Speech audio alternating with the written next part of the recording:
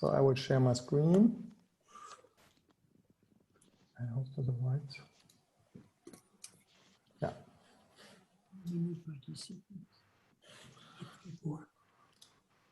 So you now should see my screen, I hope. Okay, so welcome everyone for this Plenary 2. I will give you a few words on that. My name is Johannes Karstensen. I'm together with Jay Perlman, the co-chair of the Ocean Best Practices System Steering Group. And what I would like to share with you first is a short glimpse into the agenda. We had last night already our first Plenary 2 meeting, more for the Pacific people in this meeting. And now we come to the Atlantic. And what we will do is to go now through different stages here of the agenda, working up, so to say, the week. This week was actually started last Friday in for Europeans night session, evening session. And it is quite important for all of you to understand that this is really the progress of the Ocean Best Practices system, which is also a system that's only targeted to you, right? It is a system that really is made for services for the community, and the community are all of you. And I think we saw over the week from the many very, very active working groups that there is a high level of identification that's going on between Ocean Best Practices and the Ocean Best Practices system, and all these different activities that were in the room. So now what we would like to do with this panel here, or with this second panel, is to understand and to hear from you how we can improve our services, how we can improve Ocean Best Practices, the Ocean Best Practices system. So what are actually the key messages that are arising out of these different themes and patterns and synergies you were noticing in the workshop from your working groups is our key question actually that will guide Ocean Best Practices system for the next implementation phase. So after this little introduction here, then we go over into the session 1 and 2, which have in this Atlantic case, a short break only of 5 minutes between the two. And in these sessions, there will be primarily the report from the different working groups, the 11 working groups we had. After that, we will go into breakout discussions among participants. You will be just directed into these breakout groups from Ben. That will be a random participation. And these groups are actually made to really discuss among each other. And then we will do some little called Codigital exercise, which then really is prioritizing certain things. Just what comes into your mind will be asked then from you. And then what further goes on is then a synthesis discussion, which is then 45 minutes. That's now led by Mark Bushnell. And this synthesis discussion will end with another interactive activity, which is a Jamboard, and Ben will introduce you to that. Then comes a session which really is then the plenary recommendations, and Anya Waite will moderate that session, and some closing remarks will be at the end. So just to recall to you, we really had a very, very large presentation from all around the world that really participated in this workshop, which I think is a great achievement also thanks to COVID actually, because we had to move to this digital meeting here, and that opens this type of opportunities up. And this was from the first plenary, a nice screenshot. I hope we can have another screenshot this time, and I'm hand now over, or close here and hand over to Cora Hoerstmann, who will moderate the next session. Thank you. Before we jump into that, if I could just ask people once again, if you're a senior or experienced member of the OBPS community, can you please add an asterisk to the front of your name, as you see that Johannes has done? And that way, when we go into the breakouts, we will be able to distribute you among all the different groups. Thanks. Over to you, Cora. Thanks, Ben and Johannes. I'm Cora Hoerstmann. I'm the early career for the Ocean Best Practice Workshop organization team. And it's my pleasure to moderate the first part of the working group reports tonight or today. And I will, with this, hand over back to you, Johannes, for the working group report of convergence and endorsement of best practices. True. So I'm on again. So this time I'm reporting here on the working group convergence and endorsement, and Juliet Hermes and Rebecca Zitoun were both my co-leads on that. So, oops, okay. Sorry, now I'm back. So we had 5 meetings in that with that working group. Typically, we had about 30 people participating from all over the world, actually. And the topic was really what ways actually, let's see, I have to see if that's, yeah. That's what I thought. Okay, so it was really to understand from implementers of global, regional, and organizational ocean observation programs, projects, coordination efforts, to learn what their successes and challenges are in the process of converging documents into standard operation procedures or best practices, and also what their expectations are on endorsing, so really labeling best practices to be the ones that are the accepted, recommended, and accepted best practices for a certain group are. So in other words, what we would like to understand from this workshop was to identify the motivations to create and review these best practices, standard operation procedures, to identify the framework and the approaches that are taken and needed to develop and synthesize documents into this more globally accepted documents like SOPs and BPs. Understand also the possibilities of converging documents and how, this is important, OBPS, the Ocean Best Practices System, can support that process. Identify the need for endorsement. So really, when is it needed that a certain group says, well, this is now our recommended best practices compared to other best practices. And then ways on how communicating that there are these best practices and that communities should follow, or these are the recommended way to proceed. Identify the bottlenecks, of course, in the convergence process and the needs for the community. So the summary of these discussions we had was that best practices, that's important, does not necessarily mean highest accuracy.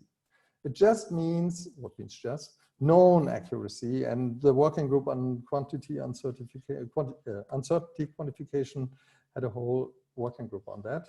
Convergence, we also realized that is always linked to communities, and that doesn't need to be global, but it could be smaller communities that are exactly of the same value. We came also to the conclusion that best practices and standard operation procedures that make use of certified reference material, which in certain ways is a global approach, are to be highlighted, because this way is really something that helps to get objective uncertainty estimates. Best practice should be as comprehensive as they need to be. So it's not always the best to have a best practice that covers everything, but it could be just for the purpose. So it needs to be fit for purpose. What is also important for the uptake of best practices by communities is that there's a creation of an ownership and trust into these documents. So this is also not trivial and needs some support that can also be given by OBPS at the end. The uptake, the review process is of course key. because they are only best practices. So there's always an improvement required if new technology comes into play. So questions are how often, who is responsible, and yeah, how to organize that. Best practices should also include worst practices. Lessons learned is something that came out. Bottlenecks in the convergence process. Best practices, creation of these convergence always needs champions. How to motivate people to be a champion for creating and guiding the process of this conversion. Then, of course, this comes with it, assembling the working groups, reaching consensus, and being unaware of ocean best practices system are bottlenecks. So review update of best practices need also permanent contacts, and for example, collaboration with global systems like GOOS could help here. So what ocean best practices help and support can help in this process of the convergence. Highlight use of certified reference material in the docs helps continue advertise OBPS and a lot of more. Then next step is to really understand how the linkage is between what we found and the other working groups. And then we have a lot of open questions. These open questions can only be answered when you provide us input as the whole group. And the way moving forward is really to keep the Slack space open for discussion information, provide also contact point for an interested community, consider formation of action groups, and engage people. For example, nominate ocean best practice system ambassadors, supporters. So all this information will be taken to the next OBPS meeting, which is in a couple of weeks, and then we will assign priorities. Thank you. Thank you, Johannes. I think especially with the worst practices, we had a lot of fun already during this workshop thinking about it. I just want to make everyone aware who is presenting that if you are not sharing yourself, that you can contact Nenad and he will help you with it. And also that we are really strict on the 7 minutes. So in case you run over time, you will hear a bell. So you will hear a bell 2 minutes before the end and also 30 seconds before. And then we will kindly invite you to find the end of your presentation. And with that, I would like to invite Johanna Diva for developing training and guidance for the next presentation. Yes, hello. Okay, good morning, good evening, good day to all of you. Nenad, can you run my PowerPoint for me? Thank you. So on behalf of our colleagues, Peter Pisorsens, Sherry Swartz, and Abby Alela, I'll report on the summary of our working group on developing training and guidance materials. Next, please. We welcomed, next slide, please. Yes, so we welcomed some 30 participants in the 3 sessions that we had on Monday, Tuesday, and Wednesday. And guided by the scope of the discussion, our group addressed the following questions. In the interest of time, let me briefly go through the highlights of our discussion. Next slide, please. On question number 1, our group noted the following training programs related to ocean best practices: the Ocean Teacher Global Academy, POGO Fellowships, technician training of UNOLS. We have the MADE internship program, biogeochemical sensor training course, and the International Tsunami Information Center. A reference was also made to an online survey that attempted to map existing OBPS related training and capacity development programs around the world. Looking at EOVs, the courses focus mainly on subsurface temperature, subsurface salinity, phytoplankton mass and diversity, oxygen, etc. Next, please. The group also noted the following as target users: of OBPS training, mainly students, educators, ocean professionals, ECOPs, government officials, disaster management authorities, industry, local communities, technicians, and others. And in addition, it was felt that also regional information centers, loose regional alliances, IODE, Ocean Info Hub, Atlantolis, ODIP, and should be considered as target audiences. Next, please. As for the third question,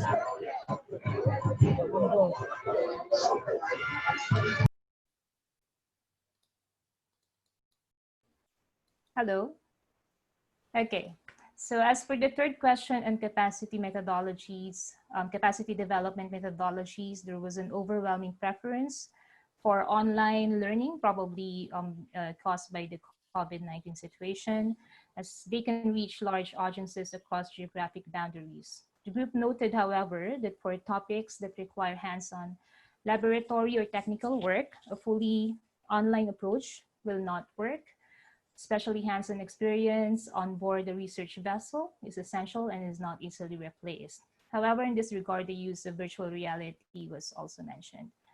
It was concluded that a variety of methodologies needs to be considered depending on the subject and expected results of the training. There should be some best practice development on how to be successful online, and might also be an option to do an online course with theory background and then one-on-one coaching sessions, and then pilot these types of coaching sessions and provide funding to purchase equipment. OTGA was also cited as an example of a model that can be used for online training in a formal course. Next, please. MOOCs, supported by a suite of resources, mentoring and peer-to-peer learning were also mentioned as relevant methodologies. Courses need to be provided in languages relevant to the target audience. Face-to-face courses are limited to few participants and relatively expensive, as noted. And internships in labs and fieldwork are very important and should also be encouraged. Next, please. On question 4 regarding existing tools, resources, or platforms, there's mention of infographics, videos, manuals, toolkits, handbooks, games, and was also noted that various monitoring networks have also established best practices. It was noted that OBPS could contribute to the development of toolkits, and it was also recommended to consider ethics courses in OBPS. It was also recommended to the steering group of the OBPS to consider the issue how to review and recognize quality of courses developed by a wide range of entities. In this regard, the group was informed that the IOC project office for IODE is ISO certified as learning service provider and applies a well-defined set of protocols to plan, deliver, and evaluate its courses. Next, please. We also crowdsource best practices in e-learning, underlining that training offering needs to be more than just lectures.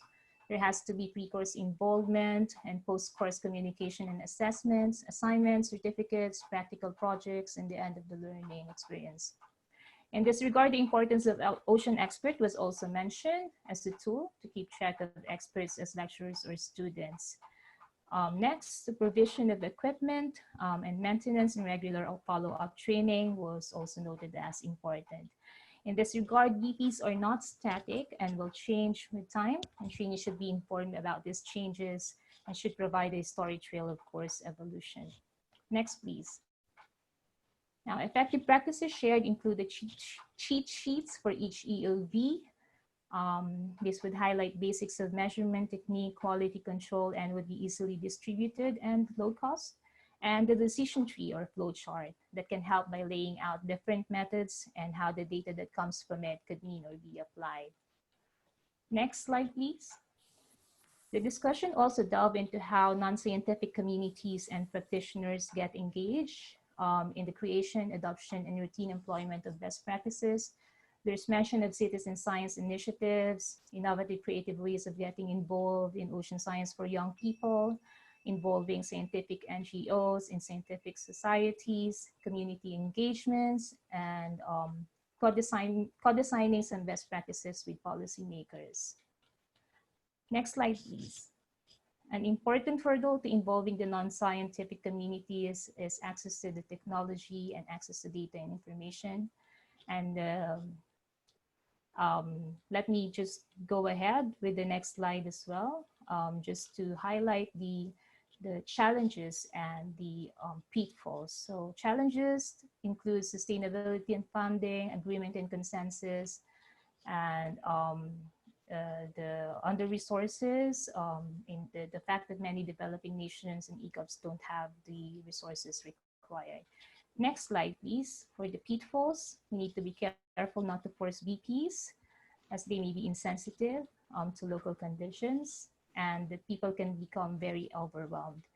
Let me just show the next slide, the last slide, for the action items that were identified by the working group. So that's creating toolkit, including model data sets for each EOD and decision trees. Does that mean I still have 30 seconds? No. No. That's time's up. All right then, so let me just leave this action items in place in here, and the last slide for the action items for recommendation to the OBPS group. Thank you very much. Thank you, Johanna. There was a lot in your working group outcomes, and I think a lot of overlaps with other groups' recommendations. Very nice. And with that, I would like to. We can discuss it later, yeah, during the open session. Thank you. I would like to invite Andrea McCurdy from Ocean Partnership Building. Good morning, everyone, and welcome to this this next plenary. I want to start. Let's see. Are my slides? They should be there. Give us a minute. Okay. Partnership, Nanad. Yeah, and can everyone please let Nanad know in advance if you want us to share your slides. You're welcome to share them yourselves, but if not, let him know so he's ready.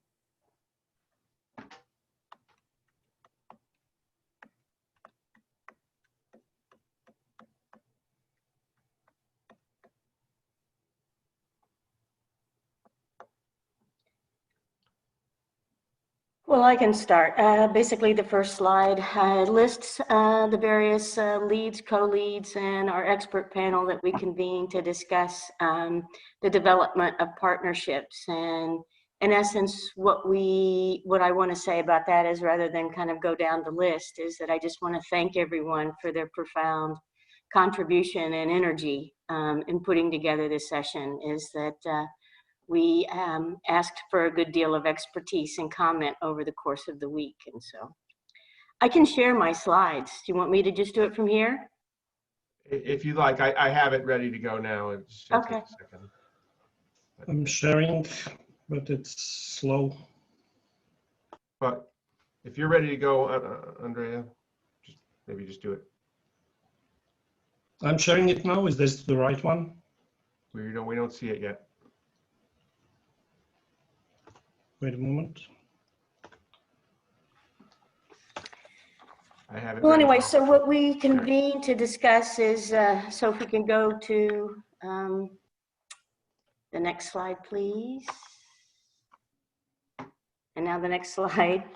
And then there, I think I'm ready to talk to this one. Okay, perfect. So basically what we convene to discuss is the idea of a collective impact organization, which is sort of it's a model that's been used to bring together groups addressing large societal issues and has been determined to be effective when certain conditions are in place. And so this was brought up at first at the community white paper offered by Weller et al. At the Ocean OBS conference. It was then discussed at an OBS 19 workshop session led by Consortium for Ocean Leadership. It was then discussed during a session at the Regional Coordination Network meeting and the Ocean Sciences meeting 2020 while in San Diego. This concept was also discussed and endorsed by Goose last week in a meeting convened by the National Academy's Ocean Studies Board and they will have a report to follow in 2021, which might have further guidance beyond what our working group came up with. Next slide, please. Okay, so in essence, what we looked at over the course of the last week are the 5 elements of a collective impact organization. They all seem pretty simple, but having been a project manager, you really need to have all 5 of them in place in order to really sort of be clicking along in unison. And that's the thing, is that the 5 elements need to be in place. And so you need, of course, a common agenda. But this, while it may sound like it makes common sense, it's essential, and it's exercise that needs to be gone through. Because in the process of going through it, you'll realize who among your collaborative groups may have varying objectives or goals. And so you need to come up with a way to A, understand those, and then B, facilitate them while underway. The shared measurements, this of course was not necessarily always thought about, but our experts agreed that it should be a part of any collaboration and from the beginning, and it should include both qualitative and quantitative evaluations. Third, as required, is a mutually reinforcing activities. And what is meant here is that not just everybody doing the same thing together, but everybody coming together with the things that are their expertise and that they are especially good at, or in the area that they are used to working in. And our experts cautioned that it might take management and a little bit of finesse to, because science is such a competitive field, to avoid competition and to make sure that events and things are scheduled as to avoid that. On the positive side, this type of coordination might also reduce the duplication of efforts, or reduce the duplication of competing for efforts within regions and organizations, as we know how expensive and labor intensive it is to propose for money. Fourth is the continuous communication. Don't need to tell anybody more about that, but it is a cornerstone element. And it's also important to seek a balance. I mean, if you have a group that likes to talk informally, that's lovely, but there also needs to be some formalized reporting and communication, and you need to find that sweet spot or that balance without becoming too bureaucratic, but make sure that everyone is informed and that all processes are deemed as transparent. A backbone support, absolutely necessarily and ideally would come from a group that operates independent from what the collaboration is achieving. Of course, this will require resources, and of course, these resources are often lacking, and sometimes this failure to secure these resources results in the failure of otherwise really good projects. Next slide, please. So now I'd like to turn to key recommendations. We had a couple slides here worth. The panel of experts wanted to change the title from partnerships to collaborations, as they felt partnerships was too strong a word for often what comes together in these endeavors. They also recommend that this best practices framework be further explored, and that a collaborative organization model with all 5 elements might be as critical, is probably worth further exploration.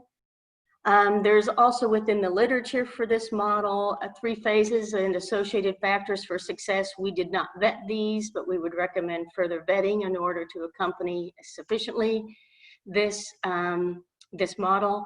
And that there are indeed, if we want use cases further developed, there are indeed organizations out there that are very successful, who you could demonstrate that the existence of these 5 elements within their working day-to-day organization creates success. I'm sorry, the chat coming up is very distracting. Next slide, please.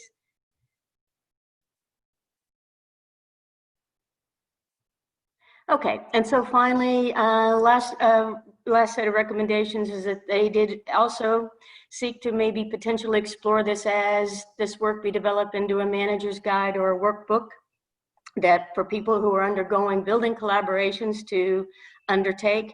This could be especially important as we move into the UN decade, where groups are going to be coming together for the first time, and this might be a way to help strengthen the potential success of SED.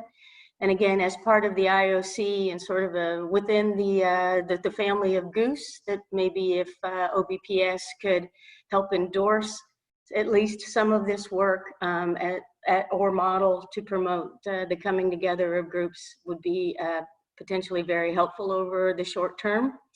And we also finally during this session explored the possible solutions to broader impacts. And so we looked at growth for blue economies, and that case study had its own within it 4 recommendations, and those were, of course, setting common expectations, closing communication gaps, building trust, and building relationships built on an appropriate timeline. The point there being that often groups come in, they get all excited to do something about the blue economy, but they don't sufficiently bring everyone and their specific needs and concerns under the tent. So that's it for me. Thank you very much, Andrea. That was perfect in time. I would like to invite Michelle Babier from the ethics group for their report. Okay, thank you. So I share my screen. Okay, here we are. Okay. Okay, so I would like to thank the OBPS organizing team for inviting me to talk about ethics and to have several sessions on ethics. So as we are starting from scratch, I will just remind you that you are all using technologies. Technology has no ethics, but we do have. And ethics is about humans, so it's the respect for human freedom, dignity, equality, equality and citizen rights. And what I try to develop within the ocean observing community is applied ethics, which defines how to implement these principles and core values related to the ocean observation in your practices. And applied ethics provide the guidance, and the idea is to ensure no negative long-term global impact, taking into account all different things, the legislation, the economy, the politics, the culture, and its guiding principles to address past power imbalances, because in the back of the slide, you can see this map of the world by anamorphosis, and it's related to the domestic growth product, and we can see a huge difference between the northern countries and southern countries. And the thing is that ocean observers should feel responsible. So we had different sessions. So one session was dedicated on indigenous knowledge, and the main recommendation is that when you want to collaborate, you need to have this co-design approach to respect the cultural differences, which can be very important. To know about the OCAP principle, you know, this ownership, control, access, and possession principles to reach agreements, because the idea is to have permission. Some countries or some communities want to protect their knowledge. So it's important to respect this aspect. We also had another session dedicated to collaboration with fishermen, and I really like the slides that Andrea showed about these 5 elements. So it's clear to adopt a transparent approach, you know, to address internal conflict, to survey this transparency, to evaluate the management, and most of all, to provide feedback to the people with whom you are working with. It's really important. We do it in the scientific world, but we do not take care enough when collaborating with humans. So we also had a session on sharing infrastructure, because we have 2 kinds of observation. One is the long-term coordinated international sustained effort, like GOOS, or we can have some really short-term one-off project which correspond to a punctual observing. And we need both in order to have this knowledge of the ocean. So it's important that this punctual observing can share the infrastructure, because they could generate much more diverse and useful information if they are systematically shared. And also we have a responsibility to change our culture to better use this publicly funded infrastructure and really make the effort to look for what does exist on the field and which sensor or how could we accommodate or integrate new sensors in our infrastructures. So some other tips. When you are facing an ethical issue, maybe sometimes the first thing is to look at the legislation. You know, you have the UNCLOS, you have the Nagoya Protocol, you have different legislation, and you need to pay attention to the national legislation. And when you are facing also, another tip is when you are facing an ethical issue, think about the long-term impact, either positive or negative. This would help you to take a decision. And this can happen when you are thinking, should I use data from oil drilling, well hunts, or unethical experiments? So really try to think about the context and the long-term impact, because ethics recommendation, you can have big guidelines, but it's always a case-by-case approach, because you always have different culture, different condition, different observations. So it's kind of difficult to provide one best practice. However, so this is why the first recommendation is to design a flow chart that would that you could consult to identify what are the potential issues related to your research and to have the related ethical recommendation. So I started to draft this kind of flow chart. So the idea is really to have clear questions, so have 8 sections: access to data, collaboration with third country, human participation, environment, animals, misuse and bad use. And the idea is, for example, do you plan to engage collaboration with indigenous communities? Please specify that this should be done at the outset of the project and think about co-design and participatory projects. Specify that you need to reach agreement with the community. Be aware of the OCAP principles. Be aware that some communities have ethics committees to ensure the protection of their knowledge. So like this, I started to draft several points. For example, if you want to collaborate with fishers, does your research involve non-scientific communities? So what type of local resource information will be used? How many exactly? How will you recruit them? If you conduct interviews, what is the process? You need to consider the inclusion and exclusion criteria. You need also to obtain the consent of these people to participate on their research. And these people can withdraw their participation at any time. So you have to, so I have drafted this slide, so you are very welcome to come and to have a look and to help me to draft it. The second thing would be to have some help to support the implementation of an ethics committee in the ocean observing community. And this could be linked to the UN Decade, because we need to have in the UN Decade an ethical framework. So maybe OBPS can help to do this. We want also maybe to design a statement for ocean observers. And this could be available on the OBPS website. And again, it is the same. It's about working with the goal of global benefits for you and your partners, and look for their own interests. You need to share data, but respect regional, national decisions to minimize impact from research and monitoring on ocean ecosystems. So like this, a statement would be a 1 page long, so it's not a big deal to do.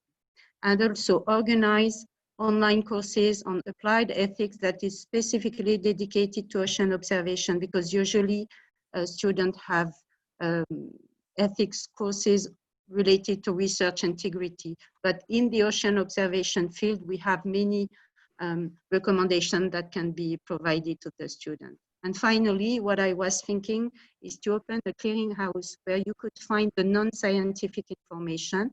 This could be 1 page on the OBPS website, where you have all the legal aspects, specific agreement, permission needed. And this is what is done at the CBD for the Nagoya Protocol. You have this map of the world, and you just have to tick on the country. Yes. Can you come to your last sentence? It's really exciting, but okay. we have to save time. Okay, so just if you click here, you have all the legislative links that can be used. Okay, so these are the idea, and just to finalize, we just we call for contribution for a special issue on ocean science and ethics in frontiers. This could be a way also to share your ethical point of view. I'm done, sorry. Thank you very much. That was also a lot of input from your side. That is really great to see. And I'm sorry that I had to interrupt you. Sorry. It's my pleasure to invite Mark Bushnell from Ocean Uncertainty Quantification for their report.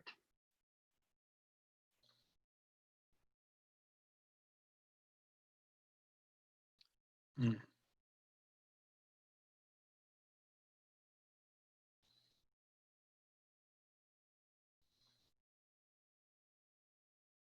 this is not it. I've got it ready, Mark. If it's the one. I'm embarrassed. I thought I could do this. Yes, please, Ben. Doggone it. No problem. I've only practiced 18 times. Well, let's just make sure this is the right one. That looks right. It said final. Yeah, I put that on about a week ago. Okay. Hi, everybody. I'm Mark Bushnell, and I'm going to be reporting on this working group for ocean uncertainty quantification. And I want to start out by thanking the co-leads. We really had a super team, 5 of us, so the workload was shared. Not a huge lift for any one of us. Just a real honor for me to work with these folks. You heard Johannes at the start of this plenary say that the Ocean Best Practice System is a service for our community. And we 5 took advantage of that to get together and discuss ocean uncertainty quantification. So that's how Ocean Best Practices system is working for us. We 5 came up with a list of our individual goals, and it was about 3 times as long as this. We distilled it down to these, but for the most part, it's just to get a conversation going about uncertainty quantification. It is universally agreed that it is ill addressed across our community. A lot of people think that just precision or accuracy of the instrument is sufficient, and it doesn't begin to approach. It's necessary, but not sufficient. There are at least a dozen considerations that are often overlooked. Things like conveying the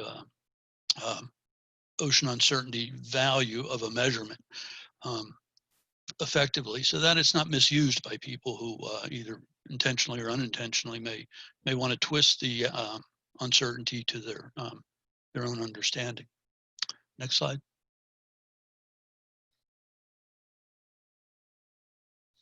And so we had 12 presentations over the course of 4 sessions. It was a total of 6 hours, and uncertainty spans the breadth of variables and the entire value chain that Ocean Best Practice System also refers to. It begins with a desire for a specified uncertainty and the design of an instrument to meet that uncertainty, the design of the observing system, the collection of the measurements, and the creation of products and the delivery of them to someone, and all along the way, uncertainty should be figured. So here we see at least 3 different regions that we discussed in the measurements, in the overarching concepts, and in gridded products. These are the titles of our papers, and it's kind of hard to see, but there are some words in bold that just help show the breadth and depth of uncertainty. Next slide. So these are some of the discussion outcomes we had, and the first is that despite documents that clearly define the terminology, in practice, the use of terms is highly variable. and inconsistent. One of the interesting statements came from a metrologist in our group who said that we should not get wrapped around the words. It's the intent of the ocean uncertainty value and the conveyance of that to users. That's what matters. And so rather than one word that means something very specific, a paragraph defining what it is you're presenting to them as an uncertainty measurement might be of value. Next slide, please. So our working group overlapped with several others. The convergence of methods. We realized that an uncertainty focused approach towards SOPs would probably be a good idea. And again, because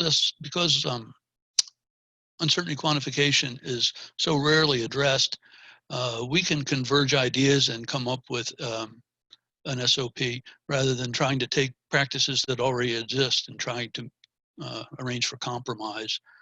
That's a lot more challenging.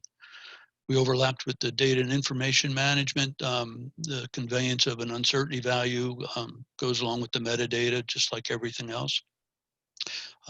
We talked about how quality flags, they're simple by design, but if you have a quality flag and an uncertainty value, users of that data have a lot more information. It magnifies the value. And then the training and guidance aspects of it, that's one of the key components of another group, the US CLIVAR Ocean Uncertainty Quantification effort, is to just get people to start including this in their thoughts. Next slide. So recommendations from our 12 presentations span the gamut from recommendations specific to a technology such as HF radar to a more general uncertainty quantification effort across many variables. And then some that were very specific from the UQ working group to ocean best practice system, and here they are. It was going into this, I was quite certain that US CLIVAR and Ocean Best Practice System had a lot in common. And so there will be coordination and collaboration between these two organizations. The Southern Ocean Observing System is working to develop tools for uncertainty quantification. So they're a partner and they can help us build the tools under the umbrella of the Ocean Best Practice System. And so on. There's we want to expand the use of uncertainty and the simple requirements for UQ and oceanography best practice, and so on. So these are the 5 recommendations that we submit to the Ocean Best Practice System. Next slide. And so I want to thank all of our speakers. Every one of them was happy to attend. They uploaded their presentations on time. They stuck to their time limits. And then after every one of them, we had a great discussion. I appreciate that. And so one more slide that's got nothing to do with this is the call for everyone here. Do it right now. Subscribe to the Ocean Best Practice newsletter. I've been asked to do this plug for them. It's not a hard thing to remember. Newsletter at oceanbestpractice.org. Comes out monthly. A lot of good information in it. Thank you for your time. Thank you, Mark. That was perfect in time, and a good end with a newsletter for a 5-minute break, where I can start fighting the sun. And after the break, I will hand over to Rebecca Zitoun, which will do the second part of the workshop report moderation. Yeah. Hi, everyone, and thank you, Ben, for this amazing music. Again, I just want to remind you that we want to stick to the time limit, which is 7 minutes. And after the presentations, we do a Mentimeter poll just to have a bit more interaction. So we will start with data and information management, and Pierluigi will present that one. Yes, I will. Thank you. I will share my screen in a moment. So then no need to worry. Or maybe worry just slightly.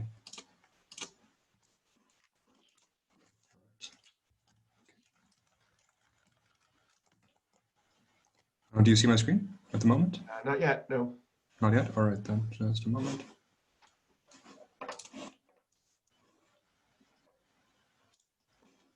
You should see it now. Yes, we do. Great, wonderful. All right, so thank you very much for the opportunity. I'm going to report on the output of our group, which was quite a large group, lots of very interesting inputs. Myself and my early career co-lead, Cem, put together this presentation based on the input of that group. Quite good global coverage too, we're very happy about that. And there's a table of affiliations and people inside our working group report, as all of your working groups have one. And we'll be developing that report in the next few days to summarize some 45 pages of contributions that we've amassed over the week. The great vision of the opportunity is this idea of digitizing best practices, moving our narrative documents that are giving guidance into something that machines can also act on to help humans reach convergence, as was discussed by Johannes and others. And this is a very exciting thing because this allows us to better bridge to the world of data information and digital knowledge that initiatives like the Ocean Data Information System and Ocean Info Hub from UNESCO will be trying to bridge globally. There are a couple of links that will show up in the chat, dropped in there by Jem in a moment for more information on those initiatives to do that. This has already impacted the way that we suggest best practice documents or methodological documents at large are written. Indeed, there is a recommendation on how to write best practices, and it includes some notes on templates and formatting, which seem quite humble, but they may have a massive impact in terms of linking what you write to digital streams of data, information, and knowledge. So it's an ongoing synthesis. That working group report is coming out of our session notes. And we did a co-development and also a co-prioritization where the working group participants highlighted and color-coded what they considered the most important things to convey in this presentation. And that's what I will do now. There were also some good debates in our Slack space, which are continuing, and we encourage to continue after the workshop too. Right, so our alpha version of recommendations for the Ocean Best Practice System are as follows. Some of them are connected to the place of the OBPS in the emerging digital ocean ecosystem. What does that mean? Well, we have a lot of content to share and interface with digital solutions, and our early career ocean professionals who are at the front lines of a lot of this innovation distilled a few core recommendations out there. One of them, and indeed it's not just relevant for early career folks, but perhaps more so, there's a reluctance to share data and methods about data because you're not rewarded for doing so. It takes a lot of time, and in fact, it might disadvantage you. So that's something that needs to be thought about, and the OBPS can help that by exposing it through its systems and its DOI systems and linking that with metrics. There would be a focus on managing the human element of digital stewardship, and again, that's the training part of it. So the role of the OBPS in training is central there. Of course, the automation and technology behind the OBPS can also help to get the delayed mode data that sits around for a few years more rapidly into real-time data streams so that you can do new science. And for early careers in particular, 2 years can mean a lot in terms of their career. That's when projects conclude. So other questions, how should we actually link these narrative objects to all of the data and information out there? And I won't go through the points exactly, you can look for keywords there, but the main idea is that continued digitization, that continued training of people who can actually pioneer the linkage of parts of methods, keywords, semantically tagged content into their code bases and link the version control. So the code and the method can develop side by side and detect one another through our technologies. Also to consider is how do we actually bridge the people who are the digerati, the ultra technical community, with people from policy development and decision makers who are aware of the importance of data, but may not know the consequences of the decisions being made as this field is developing so quickly. So how can the OBPS help that? Well, elevate and highlight calls for and content that can help those bridge builders form a new kind of interface field and support those folks in continuing their efforts there. Right. One of those roles is also providing methods or highlighting methods submitted by the community to bring the data people closer to the decision makers and vice versa. So ultimately, they become the same kind of person. or at least there are interface people available. Right. How do we best integrate code archives and automated workflows? The future is automated. There will be quite a lot of that. And so the idea of making sure, again, that the OBPS can react to machine written and readable code and methodologies is something that was highlighted. But as things become more automated, we still have to then encode, linking to the ethics group, protections for intellectual property and rights and ownerships of the content, especially with groups who are particularly interested in safeguarding that information. So a digital method to control that is just as important. We also had a little scoping session of what's not on our radar, but will be in the next 5 to 10 years. So defenses for fake data and also fake methods is something that we must also consider. Lots of things can happen, the systems can be gained, etc. So there's quite a lot to worry about there.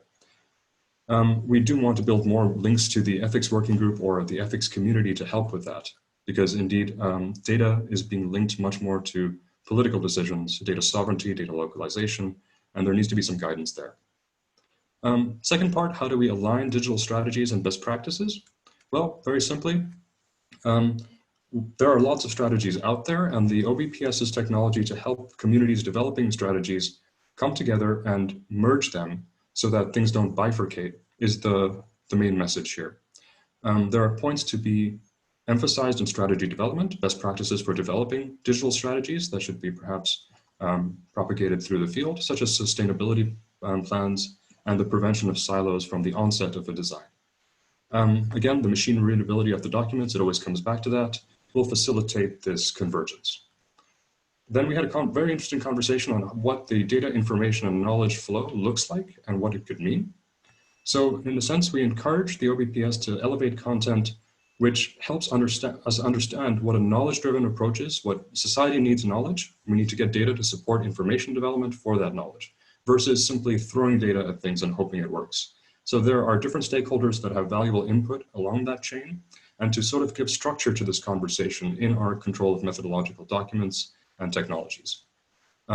That's a very interesting conversation. It's continuing, and I encourage you to take a peek in our working group report, and please contribute if you have comments or challenges therein. So thank you very much. And special thanks to my colleague Jem, who is heroic efforts to control the information flows coming into that. Thank you. Thank you, Pierre. That was a really nice summary with a lot of good insights. Thank you for staying in time as well. And we just keep on going to the Fisheries Working Group, and Peter will present this one. So I open the floor to Peter. Thank you very much. And I will try to share my screen.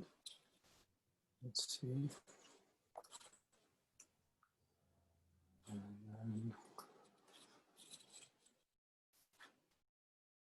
Let's see. Can you see it now and hear me? Yes. All right, thank you. So we had more than 40 participants in this working group, and I'd like to thank my co-chairs for helping setting this up. In fact, I'd like to thank the Ocean Best Practices leadership for inviting to run a fisheries working group. I think that was quite appropriate and interesting experience. So we had 4x2 sessions, and we had a series of very excellent speakers to introduce the various topics. We broke it down into data collection, stock assessment, and management advice, which was kind of a decision we made in advance, but that seemed to work, although fisheries is very strongly connected from the top to the bottom here. So why are we doing this, and what are we hoping to achieve with best practice? There's a lot of best practice out there in fisheries, but in this context, we're trying to connect with all of you others. So helping people getting things done in a good way, make the right decisions, but also not becoming a limitation. We need to improve continuously and challenge conventional thinking, converge the methods, and then standardization and quality assurance. We have to recognize that probably in other fields, but certainly in fisheries, both requirements and capabilities vary strongly regionally, and there's a different focus in different areas. So we have regionally within fisheries significant progress in specific topic areas, and locally they can be highly advanced, focusing on what is to be done and how does that work, and there's a lot of societal interest in it. Globally, when we talk about fisheries management and fisheries as a whole, this thing about best practice is really aspirational. Where do we want to go with this? So some of the messages from the data collection discussion. We have very many different methods to work towards stitching together different measurements and estimates. And I don't read out here, but you see we also note various links to other aspects that we didn't cover in particular in our working group. Then we go all the way from metadata, which are quite important and also important to share, not always shared, to big data. A lot of data is being collected. Think about acoustic fisheries data, which are really exploding. And how do we deal with those? How do we manage those data as we go along? And then again, the FAIR principles in fisheries. Let's see.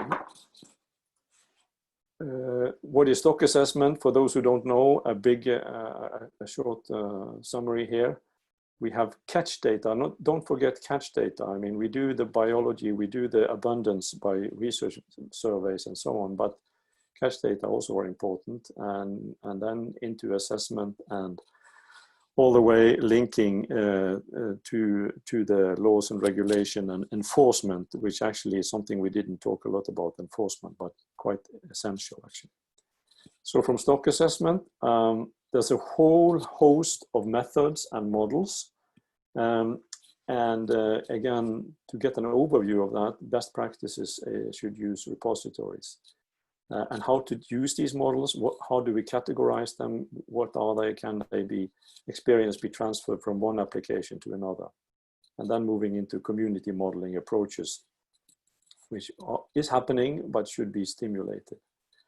And then management strategy evaluation, MSE, is something that is happening all the time, and we should really develop best practices for that area as well. You know, this area of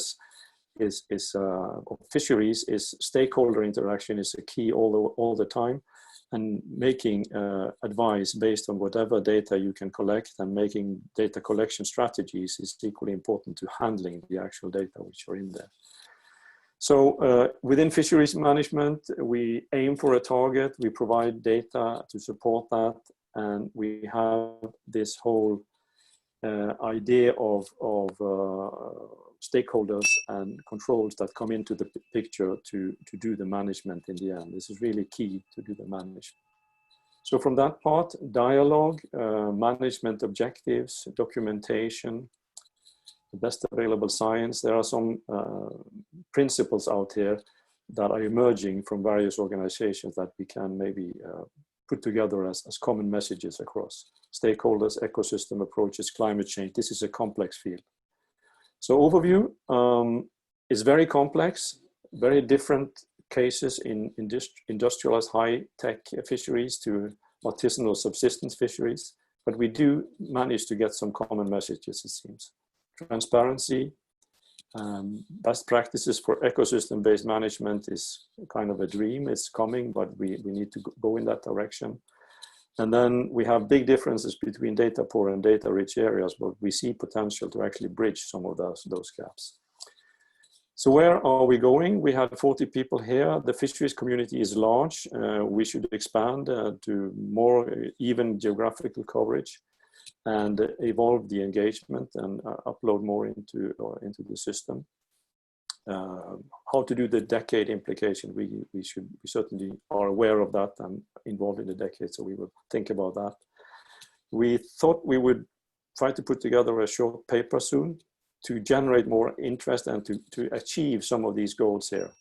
And then we didn't discuss aquaculture for practical reasons. It's simply too big, but maybe we need to do a specific aquaculture focus in the future. So thanks to all the speakers, colleagues and rapporteurs and all of the participants and to the steering committee, and thank you for listening. Thank you so much, Peter, for the summary. It's nice to see that your working group had a lot of overlap with other working groups, so it's really good. And we just have Emily now talking about her sargassum working group. So Emily, go ahead, please.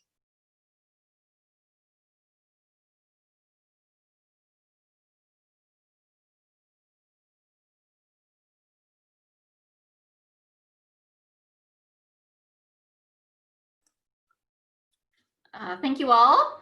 I'd first like to thank my co-chair, Shelley-Ann Cox from University of West Indies and Cesar Toro from Io Caribe of IOC UNESCO, and our Sea Grant fellow, Leah Segui, who helped with some of the organization and note-taking.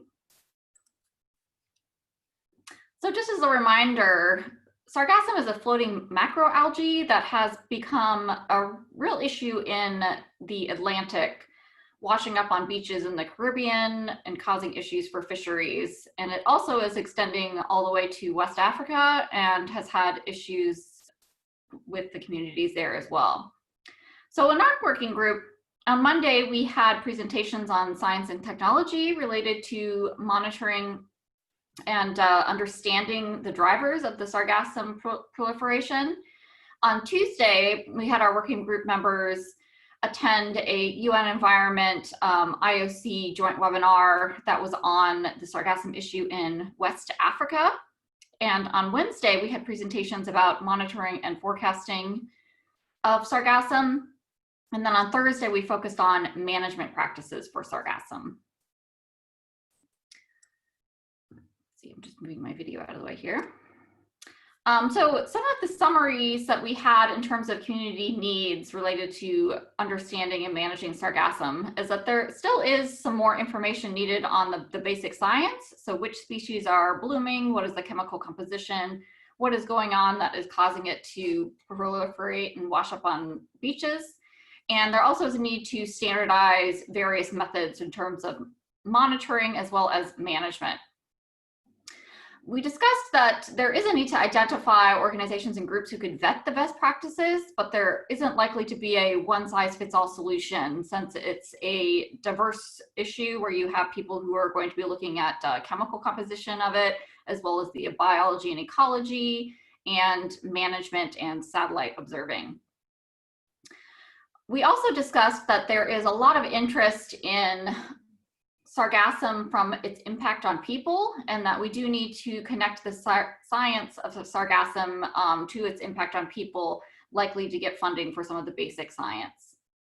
There also need to be clear guidelines, enforceable regulations, and best practices in various countries, and that there is an understanding that different countries may have different management priorities depending on their resources and industries. We also have a need to increase sharing of information across the Atlantic, as well as within regions. And there also is a need for some concrete actions. So the community has been having a lot of collaborative discussions, and at this point, there is an urgency to move forward with identifying the best practices and moving forward. Some other items that we discussed related to the decade specifically are that we likely will need to look at public-private partnerships to move forward. So a lot of the management and investments that are going on related to management are being done in the commercial sector. So for example, there are hotels who have made large investments in machinery to clean up sargassum, and it would be great if we could connect them with government so that they can also help out communities that are not as well resourced, but still have the issues with sargassum. And we're hoping that the decade will provide an opportunity for partnerships among academics, pharmaceuticals, agriculture, and energy sectors who are interested in using sargassum as a resource. We also discussed that there's an important need to discuss the ethics related to sargassum. So for example, it's a very important ecosystem to a lot of important species such as sea turtles. And if people are going to start using it as a resource and harvesting it, we do need to have some ethical discussions about what that is doing to the ecosystems. Is there some certain amount of sargassum that is okay to harvest? What is the difference in biodiversity as it comes offshore to onshore environments? Is that changing? When and where would be the most ethical area to collect it, and items of that sort. So that's one thing that we were thinking the decade may be a venue for discussion about that. And then also we discussed that because this is a wide regional problem, that we really need to encourage the sargassum community to come together and seek funding collaboratively so that we don't have a lot of disparate efforts. And we also have an interest in the decade working to bring together the Atlantic community, so Africa all the way to the Caribbean.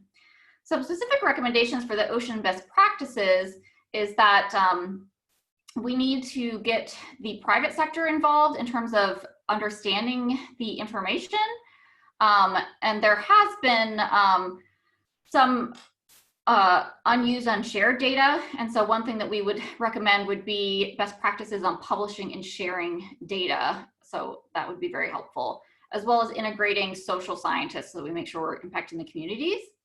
Another big issue is that there has been some misinformation about what has been causing the sargassum blooms that has been proliferating across the public as well as governments. And so we need to make sure that there is vetted information by the scientific community that is then getting passed along. Some other recommendations are that it'll be helpful to include the cost of best practices. So for example, if you are going to use a certain technique, how much does this cost, including analysis, as well as a labeling system where you can have good, better, best. And one thing that also came up is that we also should include practices to avoid, such as using heavy machinery on beaches where sea turtles are nesting. And overall, we had a really great session and had, I think, for between 25 to 40 participants, depending on the day. And we look forward to working with the best practices community moving forward. Thank you, Emily, for this nice summary. And it's nice to see that the decade was one of your focal points. That's really great. We just go ahead, just so that we stick with the time schedule, with René, and he will talk about marine litter. So please. I will. Oh, hi, there you go. Hey, I'm sharing my screen, sorry. And now I'm starting so that's nice friends of mine. Okay. It's me, yep. Okay, so let's start. First, I would like to thank Arthur. Arthur was in his morning session at about 3 or 4 a.m. our time, so he skipped René? this one. Yes. Yes. You don't see the screen share if you're using one. I do.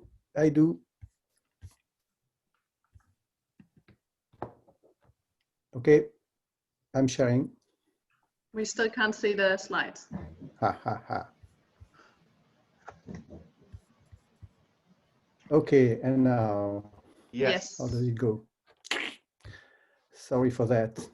Just click the wrong button. Anyway, so I'd like to thank Arthur because, as I said, he was in a morning session at 3 or 4 a.m. So he skipped this one, and we'd also like to thank the early career persons who helped us and all the people that are listed here who helped us as well. Some numbers. This was kind of a sub-workshop in a sense, because we had lots of thematic session. The subject is widespread between many topics. So 7 thematic session, 17 hours of presentation, lots of discussion time, 25 to 75 participants depending on the sessions. And we try to focus on the role of developing and promoting best practices in policy research, monitoring, data management, co-creation of knowledge, etc.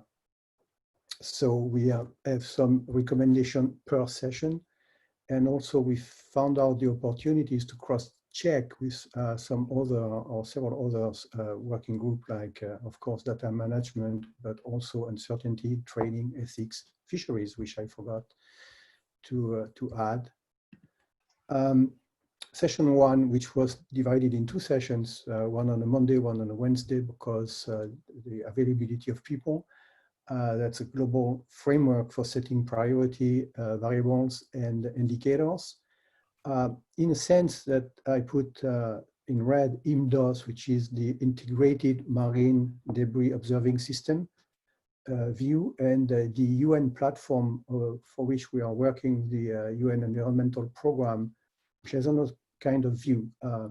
So the idea is to reconcile these two frameworks, and IMDOS is more the practitioners in a sense, and monitoring marine litter in terms as well as of SDG indicators, but also developing some kind of connection with essential ocean variable, the EOVs.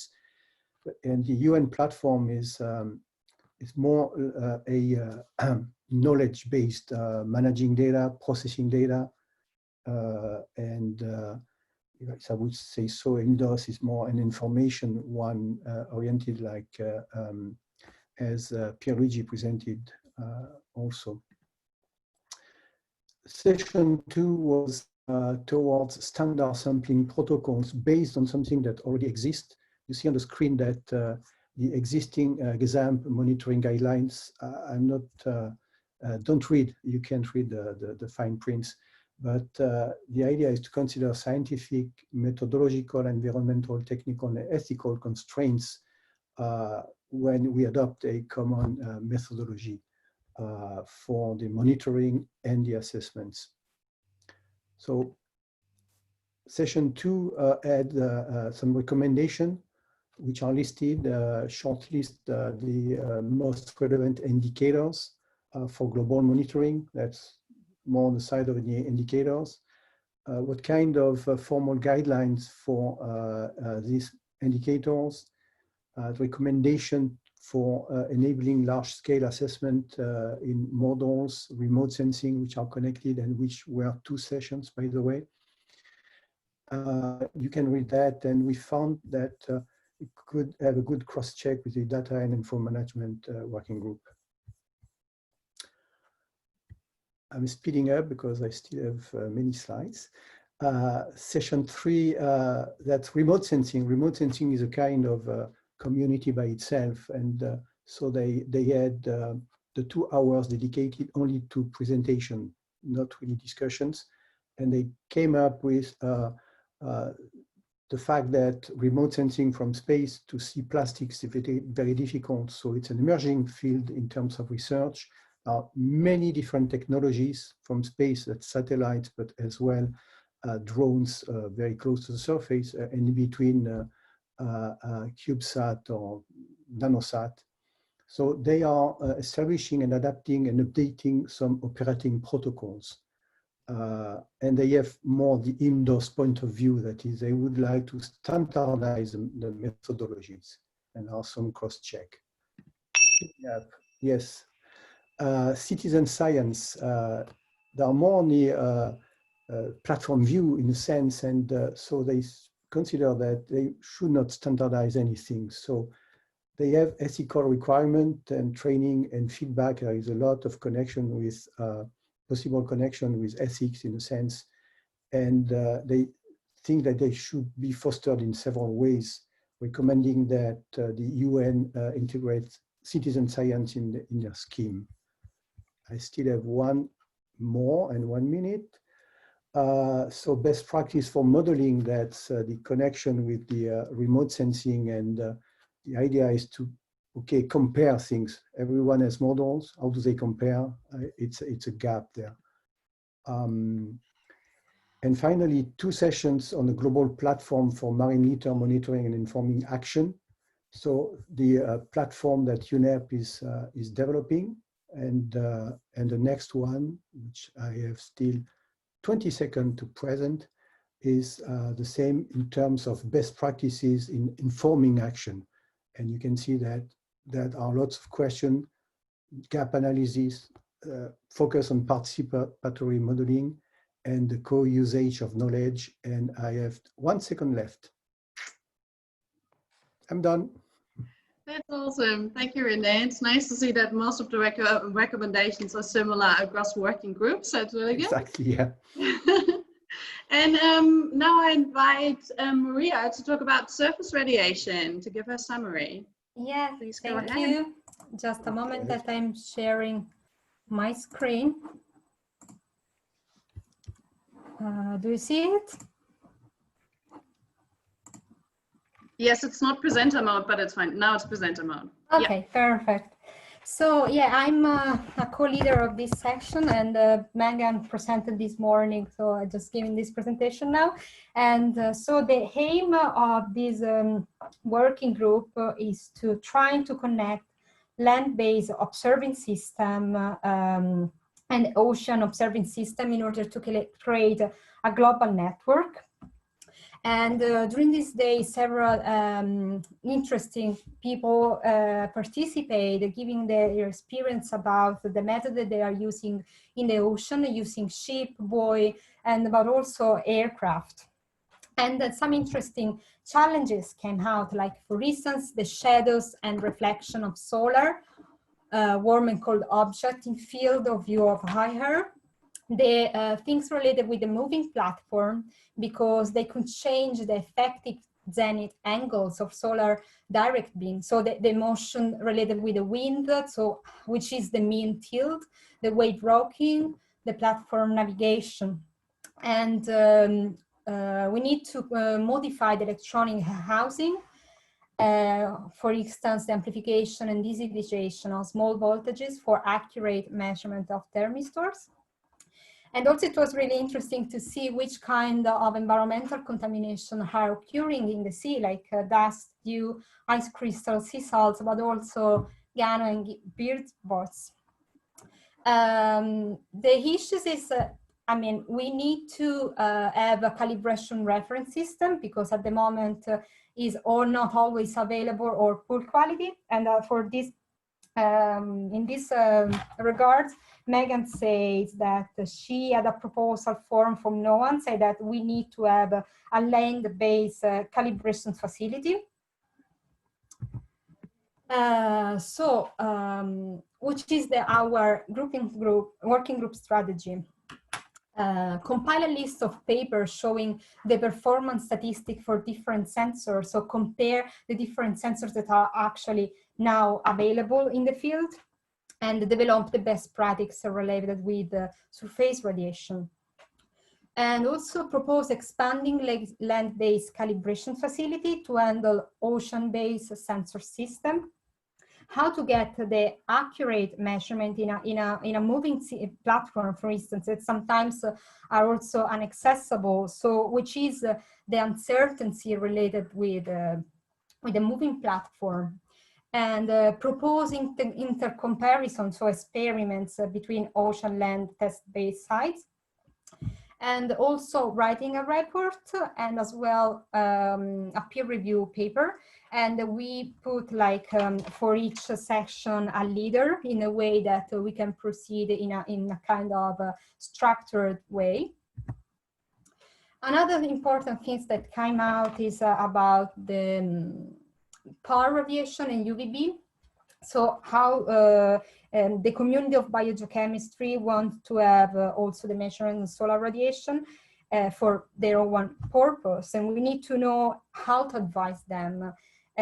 Basically, they need it for each budget, and especially UVB is used for kind of biological application.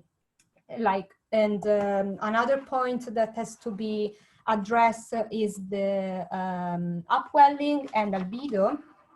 We know that there are some big errors related with them.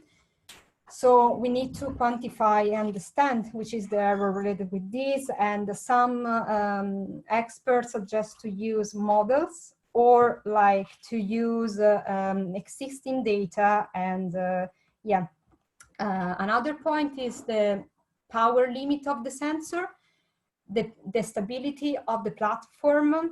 Does the platform have a mean tilt? And does platform have a variable tilt? Does sensor experience, for instance, cold temperature or high? So in this regard also, we have some suggestion for expert, which sensor is used for each kind of expertise. And so we want to develop best practice for sample scheme for BHS and thus 1 minute average of 1 Hz data.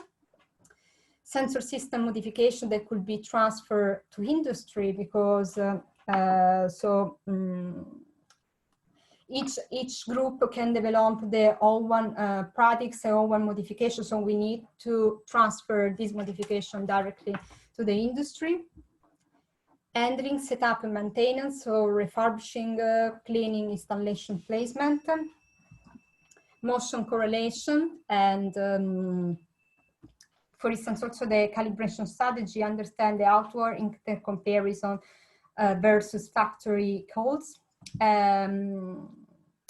Post-processing to filter out or flag bad data, correction to effective zenith angle, so also correction of the calibration. And also don't forget the sanity check and test for goodness of the data. So to synthesize, the purpose is to find a bridge between ocean and land-based radioman community, compiling with a list of papers showing the performance statistic for different sensors. So in this way, develop best practice for surface ocean observation, suggesting, expanding also the land-based calibration facility. Also propose intercomparison experiment at ocean land test-based site, so near shore and also land-based tower references. And as I told you also before, write a report and a peer review paper. We've set a deadline on this. So it's important to emphasize that this is urgent, it's really important, because the ocean network of surface radiation is expanding really rapidly, and the surface radiation network is expected to expand from 4 stations to more than 50 in the next couple of years. So we need to develop the best practice for 2030. Thank you. Oh, thank you. Yeah, even below the time. That surprised me. Sorry. Yeah. Thank you. Thank you for the summary.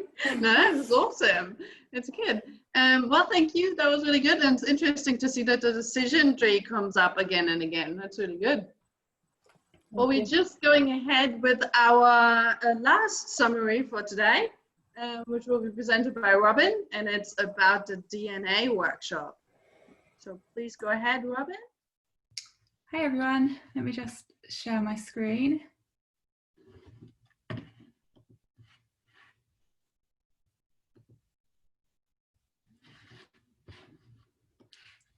right, can everyone see that?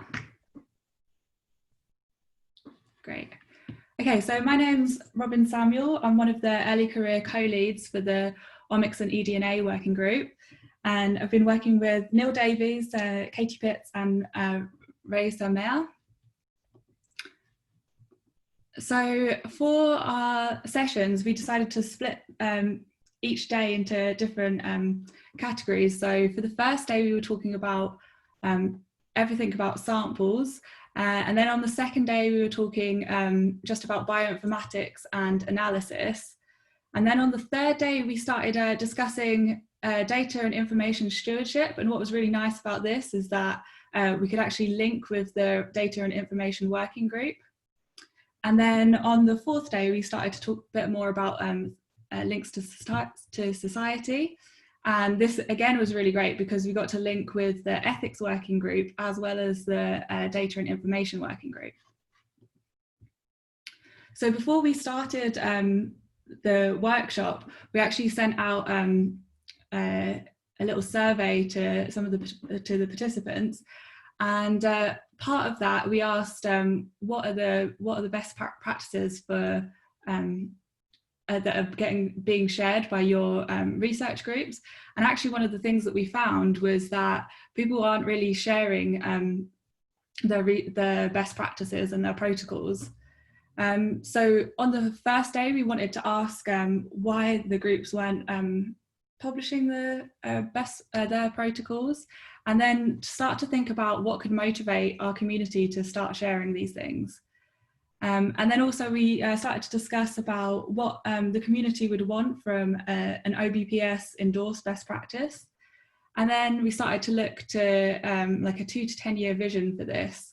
And again, we actually had things coming up like templates for publishing protocols, but also again, this idea of a decision tree. So then on the second day, when we were talking about bioinformatics and analysis, we were asking again, what would motivate the community to share all of the code. And then we wanted to know what sort of metadata is really essential to go with this code. And then because of the previous day, we had a lot of interest in this decision tree idea. We decided to see what a decision tree for bioinformatics protocols might look like.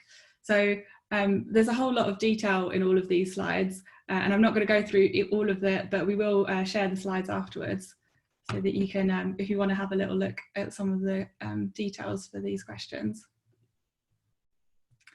Okay, so then on the third day, we were talking about data and information stewardship. So yeah, this was really great because we, for a couple of the sessions, we were joined up with the data and information working group. And we started off by asking how is the omics and eDNA community doing on fair data and metadata. And then we were asking what relevant standards are people already using, and how adherence to those standards could actually be made easier or rewarded. And then we wanted to talk about how the OBPS can improve the culture of data stewardship for the omics and eDNA community. So then on the fourth day, we were talking about society, and this was really great because we were talking with the ethics working group as well as the data information working group. And throughout the week, we were picking up all of these principles for ethical data. And at the beginning of the session, we just did a little poll to see how many people within the session had actually heard of any of these protocols. And what we found is that actually some of them really aren't well known within the omics and eDNA community. And for those of the ones that are more well known in the omics and eDNA community, it's kind of difficult to see how to apply these. There might need to be a bit of guidance on how to apply these to our work. So then for the rest of the session, we were talking about some of the ethical, legal and social issues. We also had a separate little chat about policy, and we were talking about how the OBPS can support education and training, not only for the researchers, but also actually for policymakers and managers that might start using omics and eDNA for things like environmental impact assessments. And then also as well for the public to raise ocean literacy around microbial biodiversity. One of the great things was this about these meetings was that if there was a topic that was of particular interest within the group, then we could actually set up these additional meetings.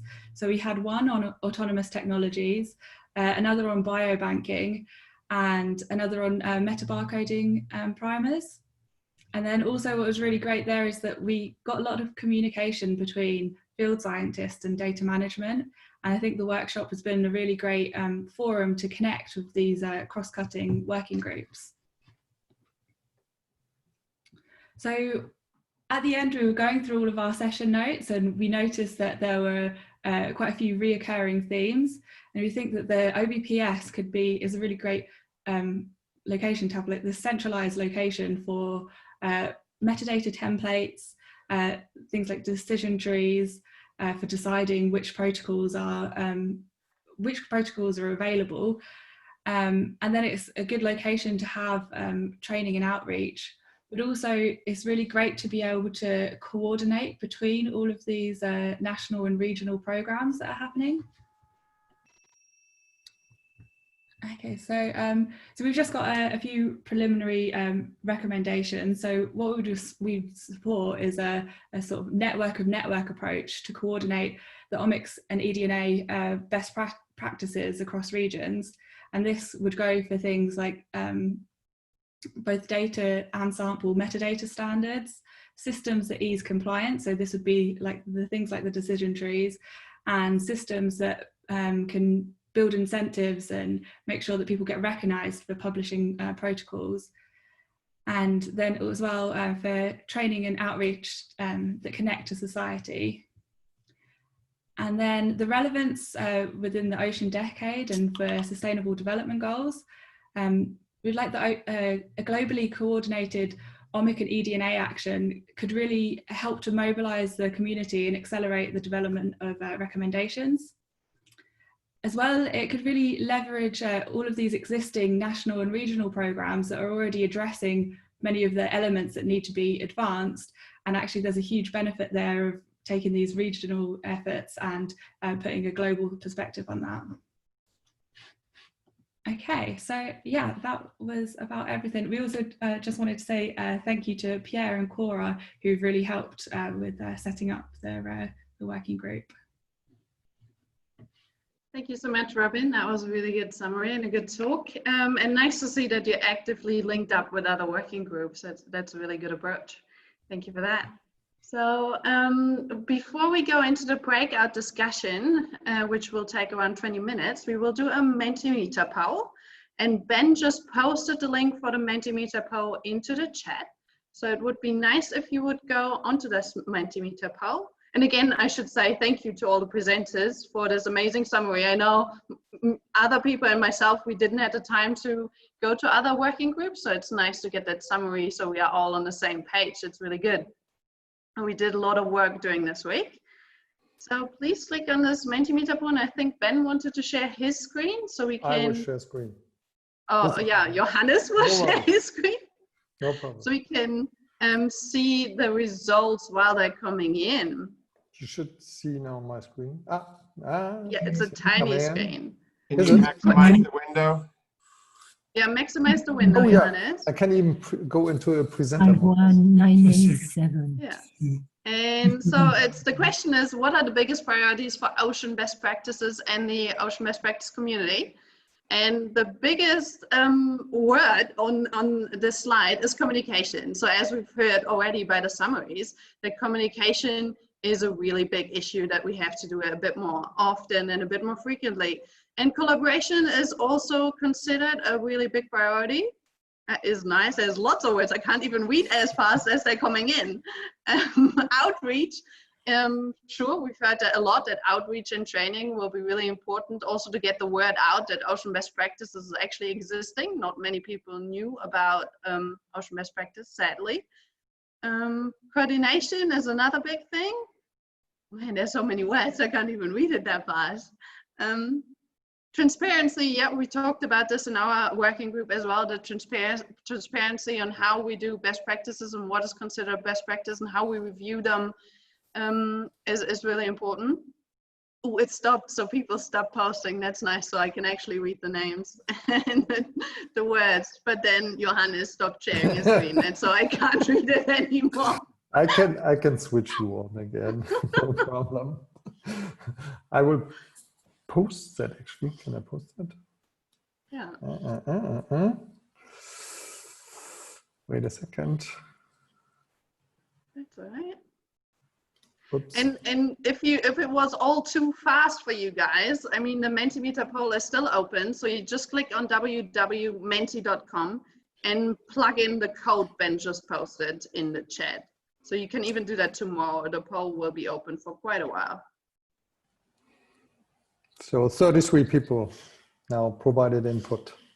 There you go. We have 78 participants and 38 people. So half of them provided feedback. That's good.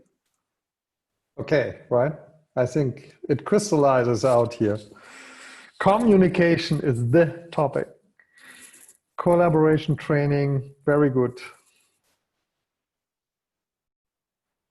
Yeah, it's really nice. Well, you can talk a bit more about this, Johannes, if you wish. Well, I think it speaks for itself, right? Communication, collaboration, interoperability, training, that all, I think these are all, I think we are well placed. I would think that Ocean Best Practices system, I mean, the reason why we're all here is good placed in that context. Okay, I stop sharing, and you still can vote more and more. And then I'm sure Ben will put us into the breakout room so we can discuss even more and be more interactive.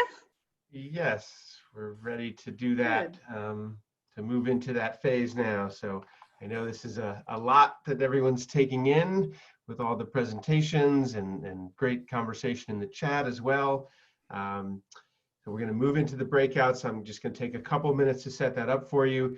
You know, do take care of yourselves if you need to, you know, to take a short break, but wait until we move into the breakouts and to do that. If you're not going to stick around for the breakouts, actually,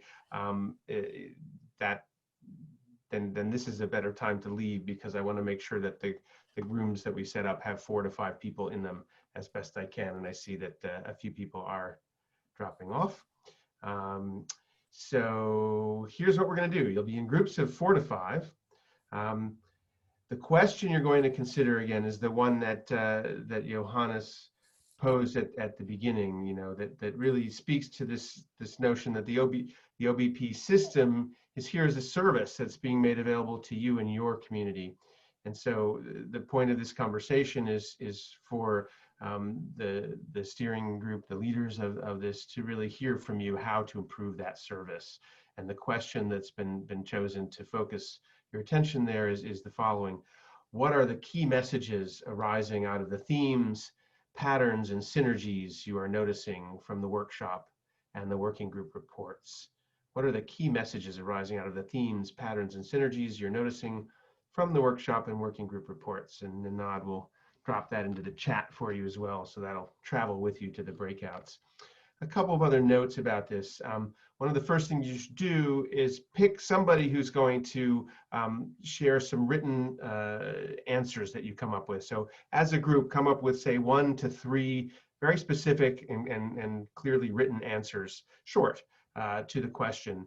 And when you come back, the person you've chosen is going to paste those into the Codigital tool, which we'll be looking at, an ideas engine as it's called, which it's more than just a poll. We'll see all your answers, but then you'll be able to rank them, you'll be able to offer edits, etc. We'll look at that when you come back from the breakouts for about 10 minutes, and then we'll have a break after that as well. So make sure one person is ready to post those answers in. Finally, you're self-facilitating in these groups. We've tried to get a bit of a distribution of some of the more senior folks from OBPS who can kind of support that, but really we don't, we want them to be participants as well in all of this. So make sure all voices are heard in your group, and it's all right if there's a pause, allow a little time for reflection. You don't have to fill every second of airtime, but really enjoy yourselves and get to know one another as well, right?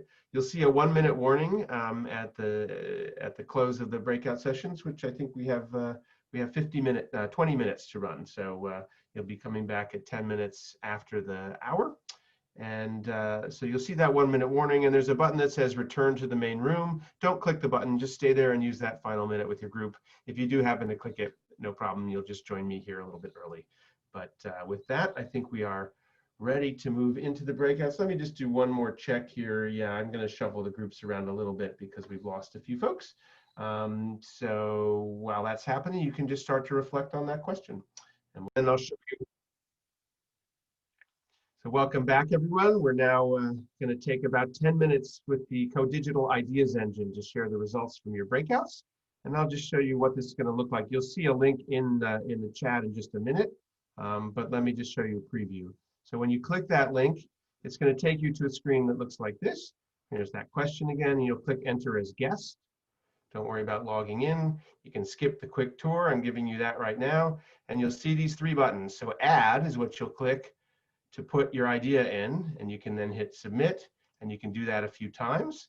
And then as that happens, you'll start to see ideas show up here, and you'll start to see some other options here. And I'll just go over to one that we have running from before. So as ideas, this was a playful exercise we did before of what suggestions do you have for the cafe sessions next week? And we have, looks like 10 ideas are in here. So as they're added, then you see your options to rank them. You click rank, and it gives you a pair and says, which one do you like better? Vote for this one or vote for that one. And you know, sometimes it's hard to say, just pick one, but if you have a strong preference, that makes it easy. You can also click edit. So, you know, go for a swim. If you want to change that from a swim to a walk, you can just delete that and type walk and then submit that. And then that shows up as something you can resolve. So as people are making edits, if they do, you can see the different edits and you can vote for them. Yeah, let's capitalize Starbucks. I like that. And then as this happens, you'll see these change, and you'll see red and green that show things moving up and down in the rankings. And we'll have a report that we can share at the end as well. And yeah, so if you have any trouble with this, don't sweat it. I'll share my screen so you can just kind of watch what's happening anyway. And we'll keep the poll open a little bit afterwards too. So beyond this call, if you wanted to get in there and play around. This is all just advisory, right? These rankings are not determinative of anything, but it's information that's useful to you, useful to the steering committee as they process all of this and work towards a synthesis. And it will also feed into our conversations in the second part of the plenary coming up when we're done with this and after the break. So go ahead. I think the link should be in the chat right now. Go ahead and click that. And those of you from your groups who are adding ideas, go ahead and add them. I will share my screen. Yeah, we've already got a bunch showing up here. You see when they first come in, they have asterisks. That means nobody's voted on them yet. So you want to click rank again or resolve to go ahead and do that. And maybe we'll hear a little more music while all this is going on. Give me just a second to get back to that. Ah, yes. Time for a little toots. I have to reshare my screen with audio. Share computer sound. Share that. And here we go. Actually, that wasn't what I wanted to do. We were going to do this one.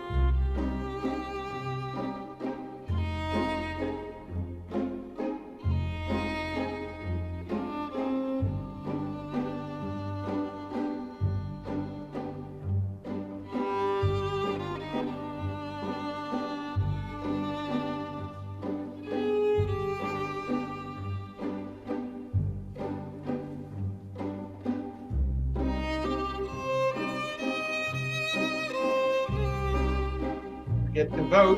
We've got a lot of ideas. Start ranking them. You can also edit. Once you're in those pairs, you'll see the edit option.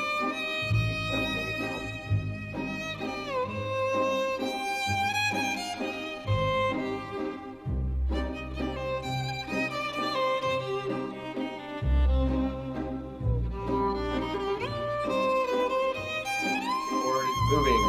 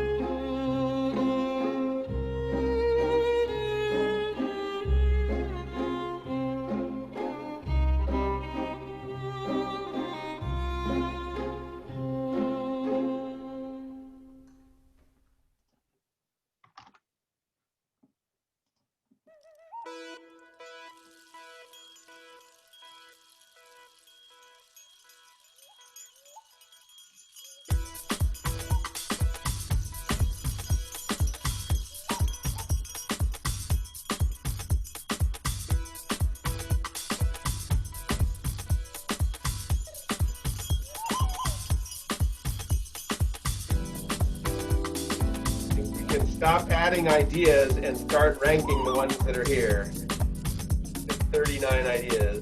It's fine if some of them duplicate too. It's all just data. Click again. You click rank here. No edits yet to be voted on, it looks like.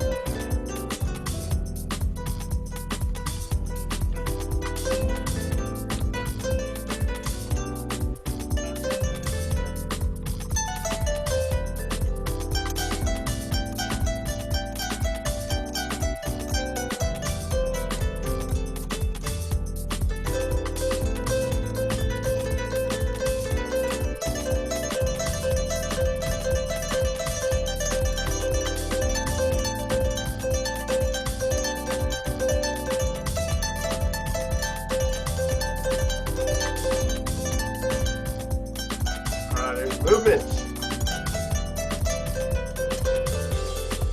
Converging on conversions.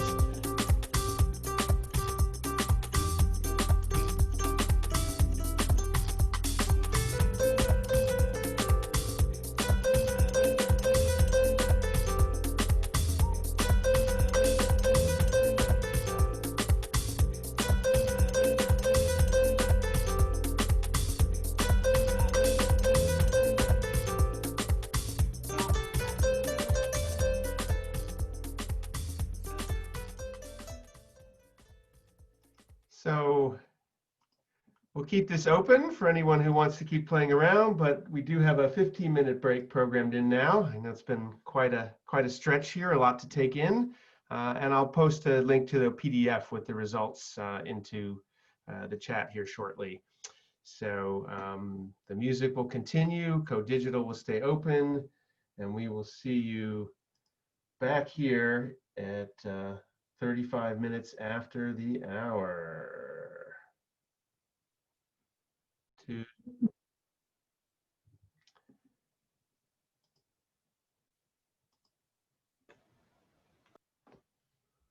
Right. Mark, should we give it another few seconds here? Or not? Yeah.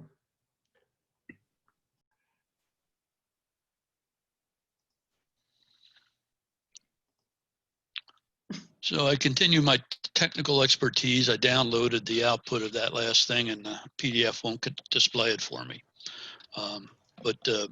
We all saw it being formed, and I thought I'd throw out a couple of ideas about what I think we should be looking for as we try to home in on 6 to 12 of these 39 ideas that we just waded through.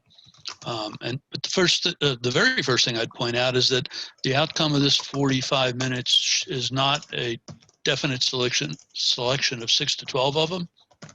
It's just a discussion for everyone to have an opportunity to weigh in. We've got 50 participants here, and it's a rare opportunity to hear from you. So I hope you won't be bashful.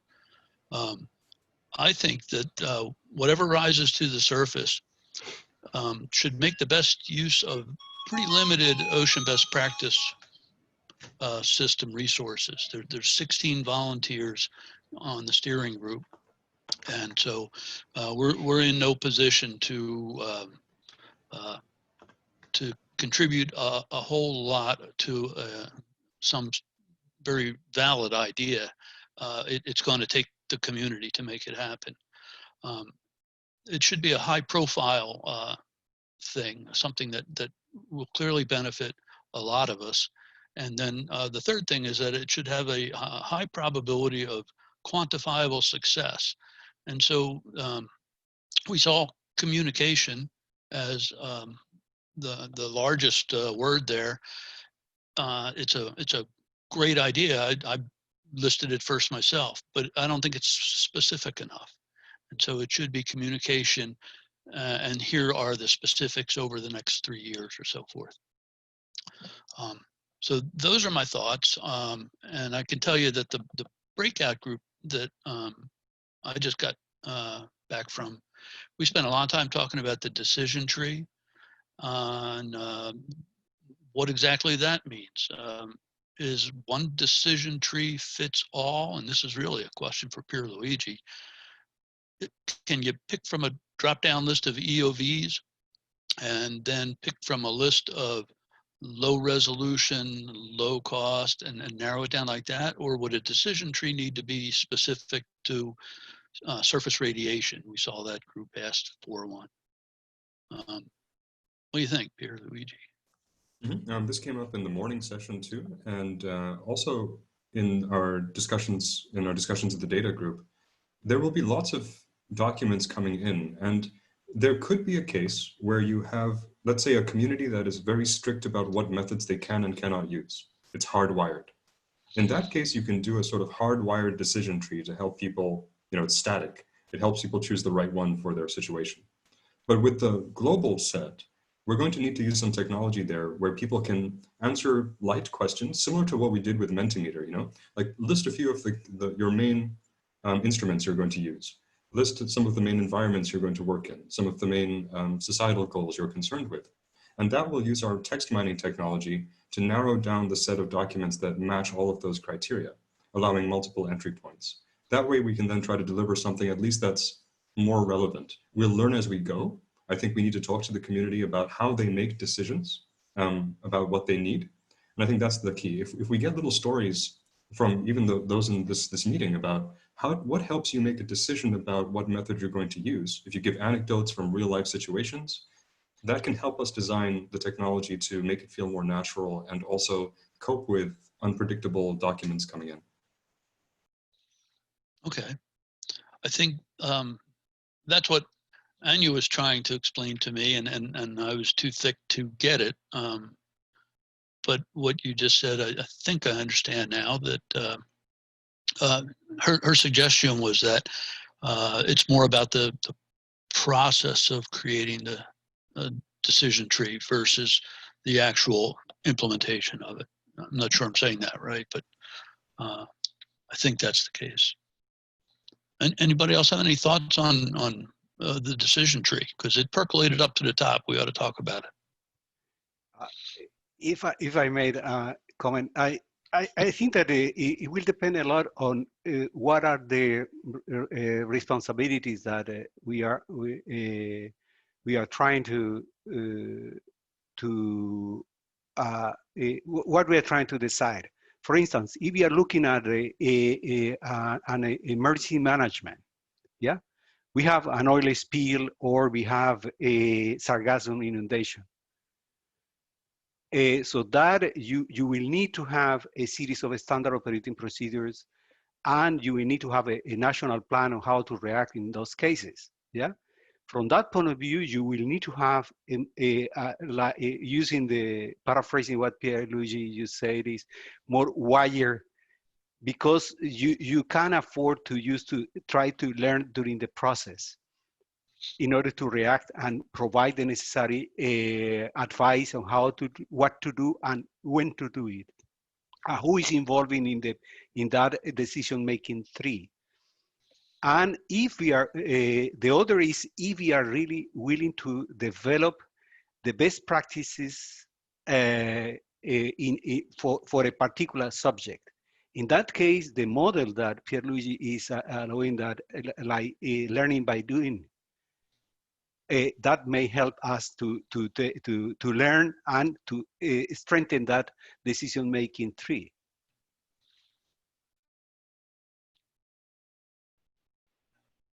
It's a good point. And as you were speaking, I thought that perhaps the solution is to plan to build a more generic type of decision tree, but start out with a specific one as an example, and then build upon that. I don't know whether that constrains the problem too much, or whether it's a good way to make a first step. Seems to me it would be a good way to do an exploratory first step to pick one of the examples that Cesar suggested, for example, a sargassum event, and see if there's ways you can, what's the best way to inform action around that event? To me, it's like the ethical issues. It's like depending on the context, depending on the situation. So maybe case studies, best practice in kind of best study, case of, case studies would be helpful, but it's difficult always to come out with big guidelines, because this would work maybe for some culture countries with some economy and will not necessarily work with the other. So maybe it's good to always say that it's in a specific context when we provide best practices in that type of management. If I may, I think that they are not exclusive, both. When we reach, for instance, a decision-making tree that is, let's say, already well conceived, and we have the first example of the emergency, decision-making. So that is the result of the process of learning that we have started with the different communities, etc. And we agree that the best, but we have that what it was pointed out as the learning by doing is a preliminary phase in order to reach that already well-wired decision-making tree. And that is connected to what our colleague said on that is depending on the specific area or case we are developing. Michelle, yeah. I think that what Cesar is referring to is really important. You know, if you think about emergency management, I brought up the discussion of a decision tree because at least the ocean acidification community has sort of come together to say, okay, what are some practical best practices that we can recommend that might be lower cost, but we still think that they're adequate for observing this phenomenon. And we think of a decision tree as aiding people. We've like had requests for such a product, and from people who are establishing their monitoring programs from scratch, and they really don't know what they'll be able to achieve with what they have or what equipment they can invest in if they have very limited funding. I work primarily in lesser resourced countries that are trying to do a lot with very little. Might have enormous ocean portfolios that a single person is responsible for. So I think there's decision trees for establishing a program. You know, what should I do if I'm starting? And then there's sort of decision trees for responding to a need, like maybe what Cesar is saying about an emergency situation. As far as, you know, an example, we have it on our to-do list as a community, the OA community. We're going to be creating one. So that's there once it's ready. I realized I've been thinking too narrowly about a decision tree tool. I had it in mind that it would be an ocean best practice system tool for mining the repository. But in fact, most of you are talking about actually the capability to create a decision tool for a specific thing like harmful algal bloom or sargassum. But the two are not necessarily separate, because the results of going through that tree will be pulling results from the repository. So they'll work together, I think. Okay. I do think I love the idea of this, you know, text mining version to kind of use the repository. I think a narrative, you know, statement on the use of the decision tree for different disciplines will be important. Probably different disciplines will want to define, you know, things in different ways, but at least within the OA community, we would say, like, you can use this method, but the limitations of your data are going to be X, Y, Z. You will or won't be able to make these types of arguments. And so having like a narrative component, perhaps with the mechanized, you know, tree, I think will be important. If I may, I think in a decision tree, we need, to have scientific advice on best practices, but we need also to have the advice from the people that are working in the field, I mean, that are dealing with these emergencies issues. And this is really important because sometimes we think one way because we are scientists, and what's going on really, it can be different. So this maybe at this point, then these opinions should be included into this kind of best practice. So Emma has just posted that perhaps a pilot project would be worthwhile. We spent a fair bit of time on the decision tree, and now I'm thinking that I'm hearing the communications part of the effort to build a decision tree, and so there's a linkage there, and we might be able to tie those two together. I wonder if we could cobble together a pilot over a year or 2 years time with interested parties who are, have interest in developing a decision tree and facilitate the communication of that effort. That blends a couple of things together.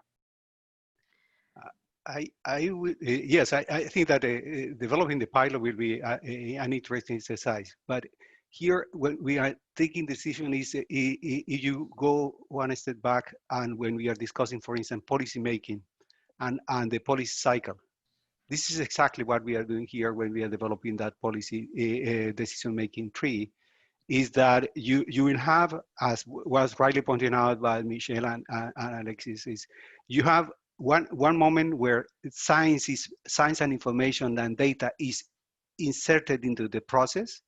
So you take the best available data and information and best available science, and you go forward and you decide what will be the strategy or the way how you are going to decide on implementing the decision. And then once you have implemented the decision, and in order to implement the decisions, you will need to have the views of the different communities that will be impacted and will implement that decision. Yeah, so it's not only science, we sitting as scientists there, but in order to take the decisions, you need to perform the best decision directly in the field. So that will be necessary to have the views and insert that in the process of the decision, the views of those communities that will be impacted directly by that decision, or how they will need to implement that. So that it will help us to imagine how that will work that decision-making process. Do you think if we work to organize something like that, we'd be able to achieve enough participation? I think we could try, but of course, these things require resourcing, funding, and expertise, right? So I think we've had some success already in having, for example, EU projects feature a link to the ocean best practice system to develop one part of it. Yeah, and that's how we designed the system, that it's modular. If you want to extend one of its functions, it should be approachable as part of a grant that you wrote and acquired. And we are very happy to work with people who have that. Again, all of the code is open source, and we welcome different versions and different trials. So that could be a route forward, saying that we're open to collaboration through work packages and grants, etc. And we can take that system forward through that. Because again, IOC has provided the core functionality, is protecting that core functionality, but for these sort of wonderful ideas, we do need to think about acquiring external funding and expertise and people, more importantly, to realize them. But of course, we're willing to do so. Okay, Ben has just offered to share the Codigital results, and I think it would be a good idea to take another look at that. Yeah, and people are still voting, so they've actually changed a little bit. Okay. Interoperability is now at the top, whereas before. Ooh, that was one I wanted to talk about. The word interoperability means so many different things to so many different people. That clearly doesn't meet the threshold of quantifiable results in a fixed time.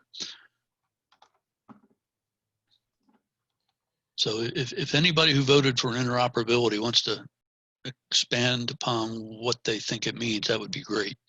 And you can reflect that in an edit to that idea as well. If you click on it, then you see the evolution history, and then you can offer an edit. So if you want to make that more specific, you can change up to 40% of it, and then others can vote to resolve that. So these ideas can evolve, and we can keep this tool running for as long as you want to do that, or maybe run another instance of it that synthesizes these results and the ones from the Pacific session too. Hi, Christian speaking. This first idea was written by Shaila and myself.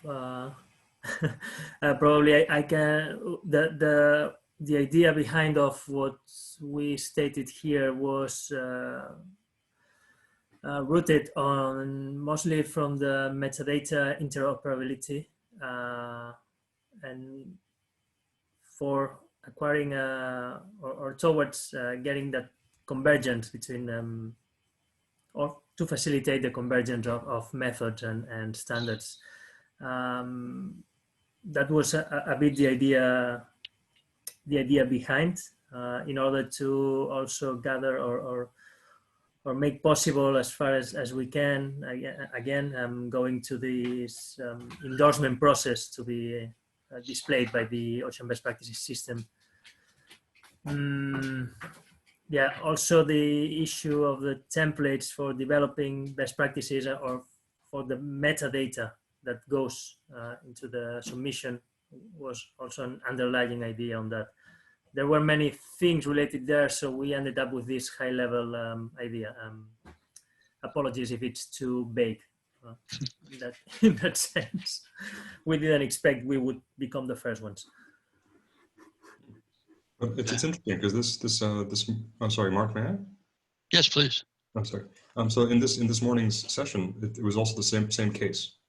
People had very different ideas of what this word is, and we discussed it also well, this morning in Europe. And you know, at the high level, at the highest level, what does it mean? The ability of things to work together, so between one another, right? Somehow, you should be able to build something, and what you've built can seamlessly work with something somebody else has built. That happens through standardization, that happens through communication, so those things can talk to each other. And that's very important because it takes a huge amount of burden off of the users of that thing that you built, so that they don't have to figure out, okay, how do I make these things work together? Because they already do, so that they can get on with the business of solving problems in the world or learning new things about our planet. Pierluigi, if I can just jump in, what you just said is exactly what I think of interoperability, but it's the things communicating are machines, right? Yeah, so I can, if I could share my screen, I can give an example of what that could mean on a machine level, at least in the FAIR principles perspective. Is that all right? Yeah, sure. Okay. This is just one example of many, and of course there are different ways to think about this, but let's see if I can get that. So, as you know, the Ocean Best Practices system, it operates by using ontologies to tag up the text. So some of the ontologies we develop in OBO and some that Gwen, who's on the call, they develop at the BODC, the NERC Vocabulary Service. And those ontologies, when it finds a word, it models a bunch of knowledge around that word. So if we looked at a glacier, for example, this is a fair representation of knowledge of a glacier. You can access it on the web with this URL. It'll always take you to this term. It has a human readable definition and then machine readable stuff here. So the machine understands what a glacier is, essentially. But the interoperability bit is here. So this term in this ontology is mapped to a term. We do collaborative work with ESIP, the Earth Science Information Partners, NASA, NOAA, USGS, and others who founded it. And they have an ontology too that talks about glaciers. Now, we don't want to be competitors with them, so we want to interoperate with them. So we have a working group that links the terms in this ontology to the ones in that one. Therefore, it doesn't matter which one the user uses, you can still have the benefits of both. And I think that's very important because socially, that changes the relationship between our ontologies and their ontologies into one community of practice that interoperates, and we have collaboration instead of competition. So that's an example of what interoperability can mean, at least in the semantic tech world. Thank you for allowing that. As always, Pierluigi, you can take a complex issue and make it pretty clear. I have just to remember all that now. If I may, based on the comment in the chat, there is the idea of maybe having a special issue. So why not thinking within the best practice research topic in frontiers to have one dedicated to ocean acidification or to another typical anthropogenic environmental issues, and then have everyone working in this topic through their different approach to provide information and the best practices in case of dealing with the emerging ocean acidification issue or other issues. Would it be feasible?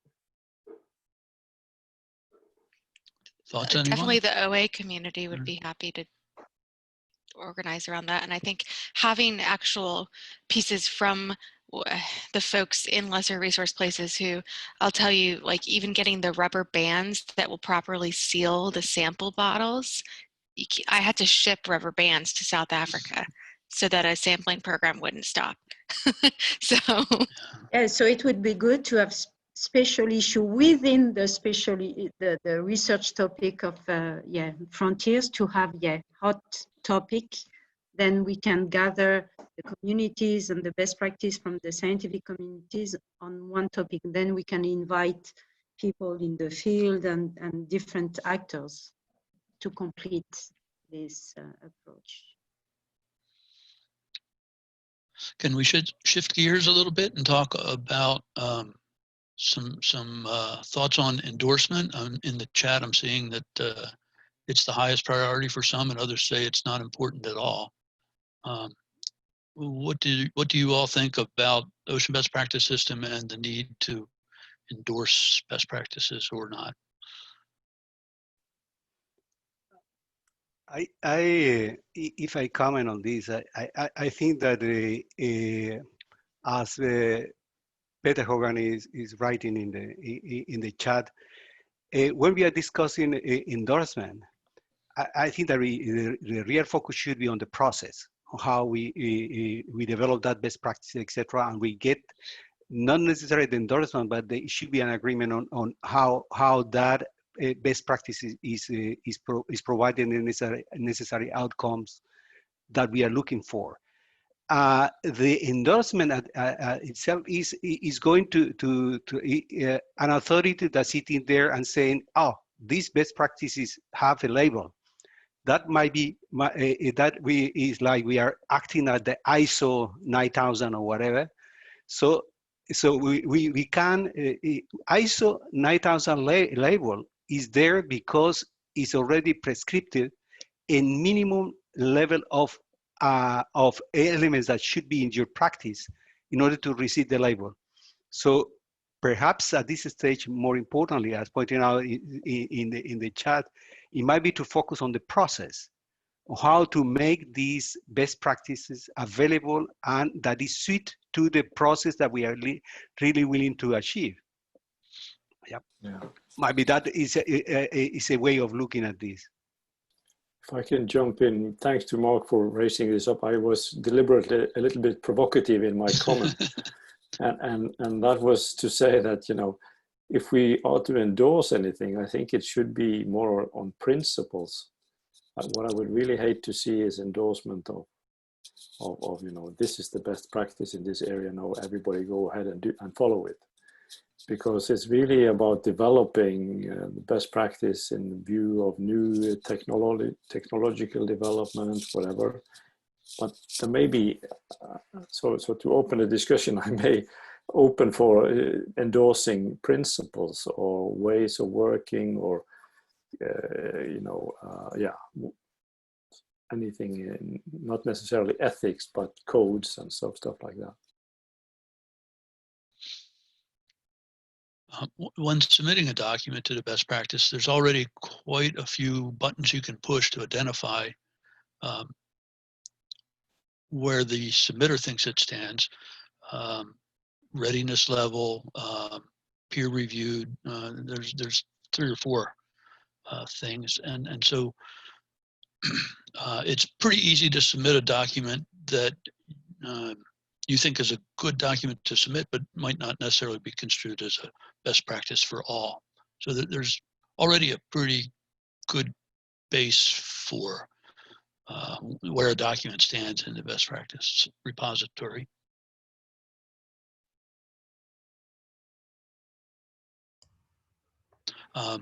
In the breakout group, someone raised a question about nefarious practices. It seems a matter of time until we're going to have to start discarding them.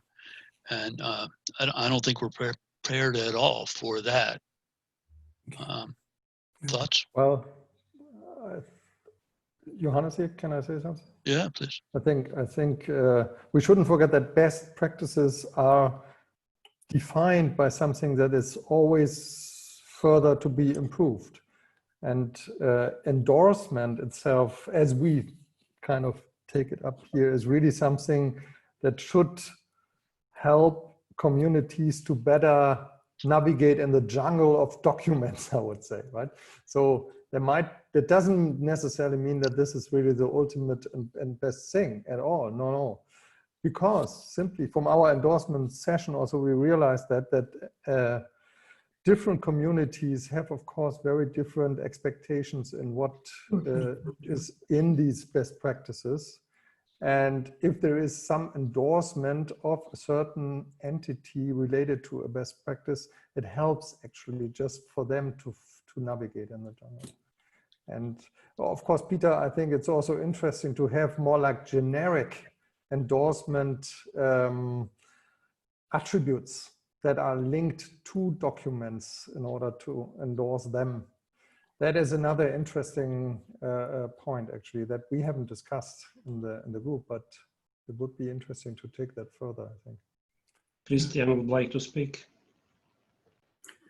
Yes, thank you. I wanted also to point another issue that, again, I saw that some of the questions raised in the breakouts about having the system for voting, the usage of best practices and so on. So that's something that we've been discussing also for a few years. This endorsement process could also become something not like top down from something big endorsing like Goose saying, hey, this is the one, this is the good, but also having, because by definition that we have best practices to be fully elevated to best practices, it must be adopted by the community. So as more tax from different communities might be voting that best practice, that could be also an indicator of kind of community.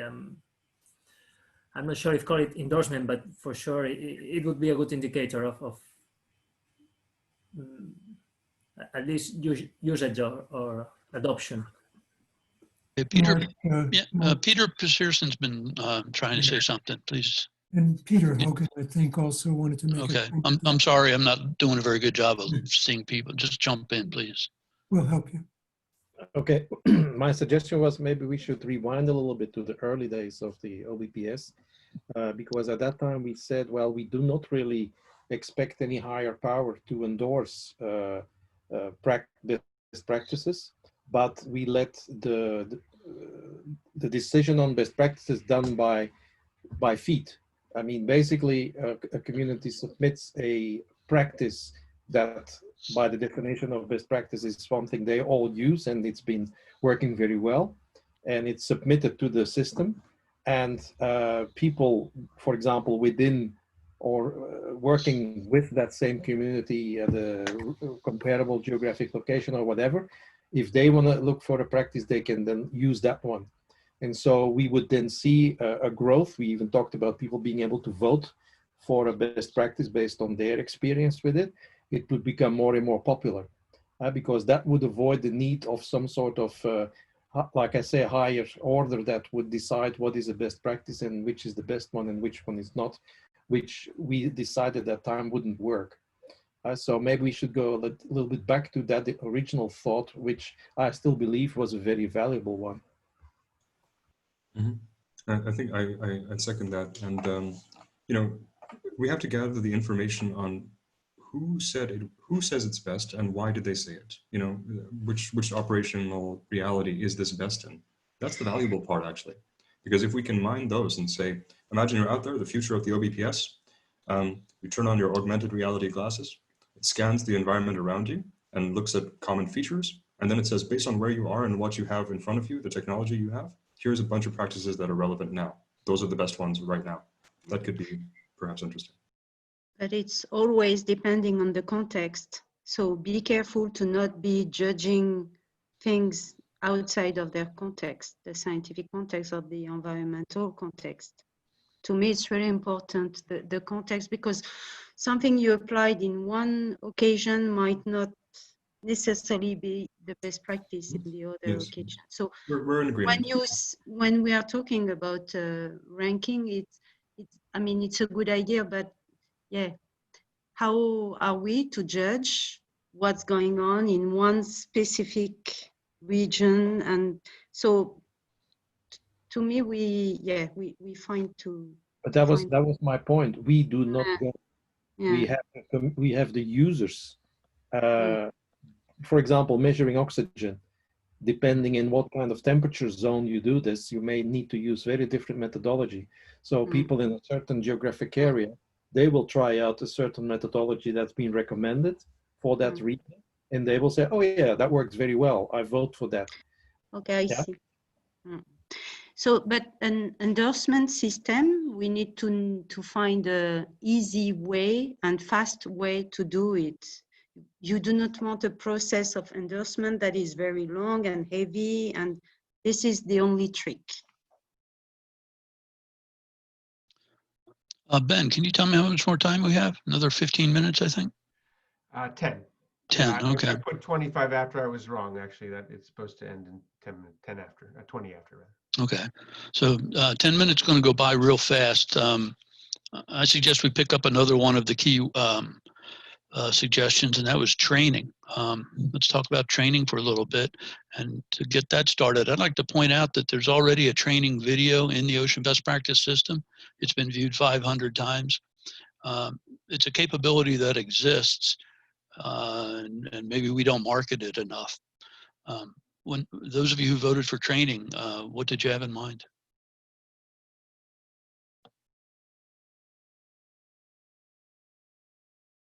I voted for training, and what I had in mind was more of those videos. There are plenty of best practices or practices that are at least adopted, and the video is a good way to get them distributed. How might we further this? Based on the conversation we've had, you know, everything is very nuanced depending on the circumstances. So in the training activities that I run, I find one-on-one coaching with, you know, people starting out to be very effective, because then you can get at all that nuance. So having the best practices, and then for those groups like NGOs like myself, you know, that our mandate is really to provide these types of resources, we can provide connections. Basically, my role is the connector. I bring the expert scientist to the scientist who's starting out, and I facilitate a coaching session where they can say, okay, what's the temperature range? What's the depth that you're working in? How often can you go to your field site? Can you pick a site that's more accessible? What's the, you know, all those things that we were pointing out. I find that those one-on-one sessions, which can be done remotely quite effectively, are really useful as a component of training. Sure, it makes sense, but how can Ocean Best Practice System help with that? I mean, there could be a bit of a mentoring system. This is maybe beyond the scope, right, of the Ocean Best Practices system, but it's more how people can use those best practices and increase the adoption of them through training activities. I just think that you won't get the adoption unless you have those detailed conversations with people, because I find that people starting out get overwhelmed and they don't know where to begin or what to do. So if you have those one-on-one conversations, you know, if the OBPS system like has the bandwidth to provide, you know, mentor contact information for various categories of things who might be able to provide a 1-hour coaching session with you, but that's asking a lot of people's time. So I don't want to suggest that if it's not possible. If I can add to that, I mean, if we go back to the work of the working group on training, I mean, initially everybody sort of threw themselves onto online training now, but basically the group came to the conclusion it has to be a blended model, and it also has to be appropriate for what you're trying to train. If you're trying to do if you want to teach people oceanography, they have to do some ship-based work, and you cannot do that online. Maybe you can fake it a bit with virtual reality, but that has its limits as well. And you won't get people seasick. Well, you can try with virtual reality. But the point being, so it's a blended model, and I think for OBPS as a project, what the least we need to try, we have identified a number of training programs. We need to try to get those programs to use the material available in OBPS. That would be the minimum. Yeah. Mark, Raisa wanted to make a point. I believe. Okay, And then please, Michelle. Raisa. Oh, thank you. I agree with Alexis that the one-on-one coaching is a great idea, but as Peter mentioned with the blended model, having perhaps online resources and the one-on-one coaching, I think can create more inclusivity, because for the one-on-one coaching, you really have to have the context to NGOs such as the one that you're working with and the knowledge that something like this exists. And I think having something accessible to everyone to give some basic training and then maybe mention that other dimension that we could add to it would be really valuable. The part that's clear to me is that Ocean Best Practice System can house the video or the documents necessary and somehow work to identify individuals who can provide the initial coaching and hand-holding to encourage them. But also in the Ocean Best Practice, you have a forum open. So maybe if you dedicate a forum to a specific topic, then having all the best practice related to discussion, and maybe to end it up with the training specific session. So you're working on ocean acidification, depending on the region, then you can have really this type of different best practices related to different contexts. So instead of having the methods, having the application of these methods to gather everyone from different point of view in different regions in the world. Okay, I see Jay waving his hand. Yeah, I'm wondering, following the last two comments of Raisa and Michelle, whether the forum could be the location for this sort of one-on-one mentoring opportunity or consultation opportunity. And therefore, if we do it in the best practice context as part of the forum that is Ocean Best Practice System, whether that could provide a nudge in the right direction.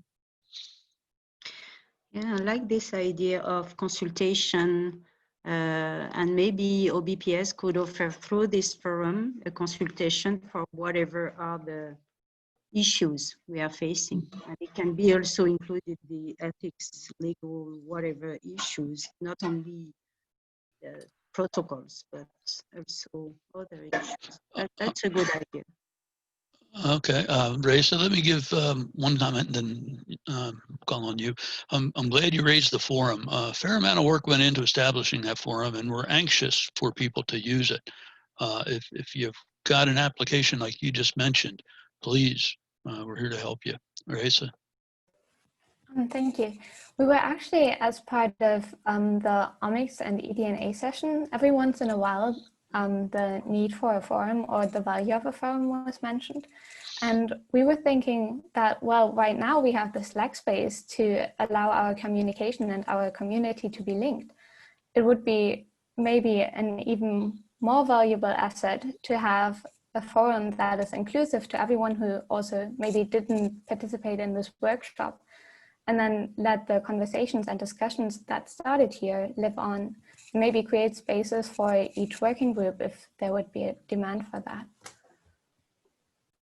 I think that's a good suggestion. We just have a few minutes.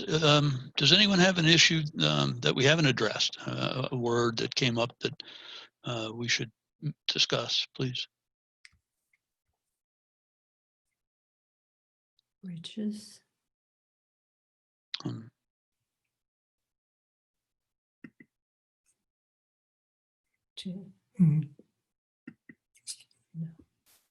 running out of steam.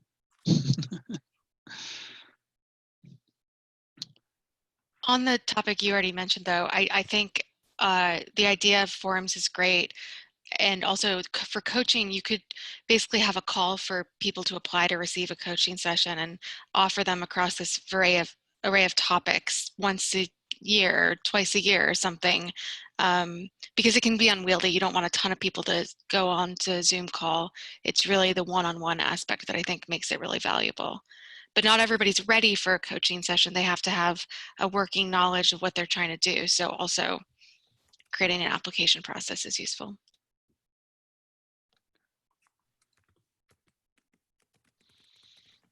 Mark, Johannes here. Yes, Johannes. There's this one element that we didn't really touch explicitly here in this session, which is the UN decade, right? Yes. An upcoming activity that has, of course, also relevance for us as a ocean best practices system. And it would be, of course, very interesting to learn more about the expectations or, yeah, what the community, and in particular those which are here on the call, think about involvement or ideas about how ocean best practices can contribute to the decade, what they expect actually ocean best practices to contribute to the decade.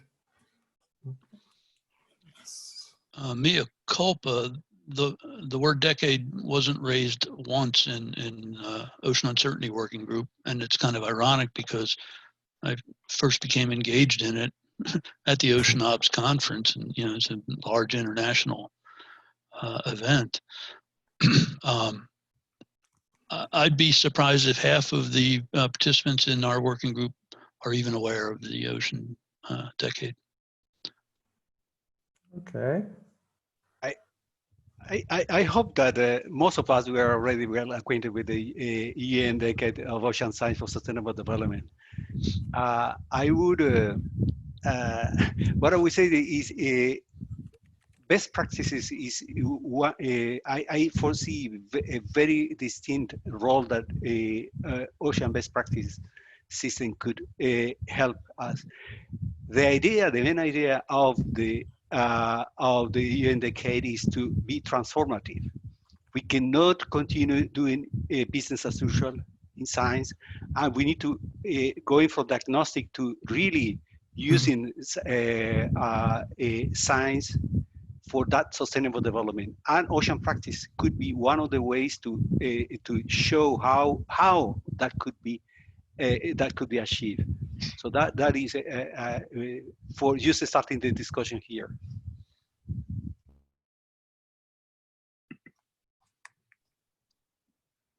I'm just looking through the list of participants here. There's obviously, I think there's an underrepresentation of U.S. Participants, and we had mostly U.S. participants in the uncertainty workshop, and that's probably my fault. I don't know if Peter Hogan is still there, but I think that I will really find out his views on the UN decade and ocean best practices. Peter, are you there? I'm still here. I'm still here, and I'm listening in. I think some of us know the decade very well, and some probably don't.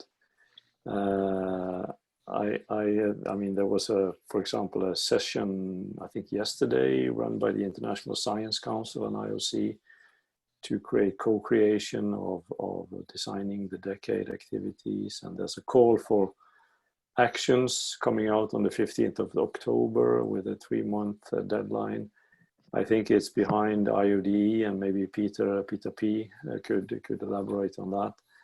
But it's a framework, but it's the biggest thing that has ever happened in oceanography, I think, at least in 50 years and maybe more, likely to be. But it's not a UN decade of ocean exploration. It's a UN decade of ocean science for sustainable development. And it's ocean science in a very wide interpretation of the world, services, practicing. And you know, what becomes out of this is depending on who sort of signs up to it and use the framework. I'm affiliated with something called the Ocean, the high-level panel on sustainable ocean economy, which is 14 heads of state providing their recommendations for what to do in the next decade, and who are talking a lot about the decade and see the decade as a mechanism to provide the science and underpinning for policies that could help us provide a more sustainable future for the globe as a whole by working in the ocean. So I think this is a unique opportunity. We shouldn't miss it for best practices either. But again, it's early days, it's depending on how the players align with it. It's a process that's, the planning of this started 4 years ago, right? So, and it's really one of the UN decades which has more planning behind it, I think, than most others. I'm myself quite skeptical to UN days and UN decades and whatever, but I think in this particular case, it's an opportunity that these communities couldn't miss. So one of the comments I would make, Peter, is and all is that from my experience so far is that the UN decade is something that is looking outward and into the broader oceanographic community. It also does not necessarily directly bring resources for any activities. So the idea here is to identify what processes and activities that we do that align with the UN decade and position those activities in a way that they get visibility and contribute to the conversation of the decade.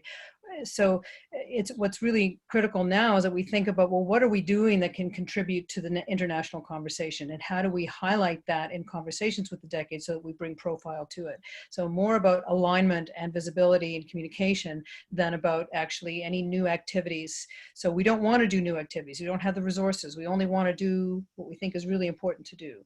So which of those activities is important enough internationally that it aligns with the aims and procedures of the UN decade? So I think that's sure. an interesting conversation. Yeah. Sure, but I think the resources are also depending on how you convince that this is actually contributing to sustainable development and contributing to what everybody's looking for, because there is funding out there, but it's not just for, you know, any ocean science or any particular topic. Well, in fact, the ocean best practice system is already benefiting from UNESCO's grandiose for a reason. And I would say that it got started with the support of NSF and IEEE too. So we've got some good backing for the ocean best practice system, and there must be a reason why. Mm-hmm. And I'd also add to that, again, as Mark mentioned, there's a team of volunteers that have really been volunteering a great deal of time to make it happen. And they're doing that, dedicating their own resources, because it's of mutual benefit. That's that sort of co-design. Because if we do co-design and co-develop something, it will work for multiple people's objectives, and therefore they're more willing to direct their resources in that direction. The same is true it's like a microcosm of the decade in general. We shape it by our activity, and if it works for us, we will naturally allocate more resources. So that's why it's so open and why we extend the invitation. because we want it to work for a broad base of people, such that we can pool resources and then take the burden off any one individual. That allows it to work for places that have high or low capacity in new ways with new resourcing models. I see Michelle raising her hand. I just want to jump in with a process note. And perhaps we pause this conversation and continue it in the final phase with Anya, or we skip the next little section we have where we're going to get a little bit out of the verbal mode and into more of imagery and collect some images. But I just wanted to add one thing. Okay, we have to align with the UN decades priorities, but also it's our role as scientists to advise on any new topics that can be hot for the next decade. So, of course, we have to prove how good we are and answers and be able to provide all the means for the UN decades and all the scientific values, but we are also responsible for highlighting any kind of new hot topic.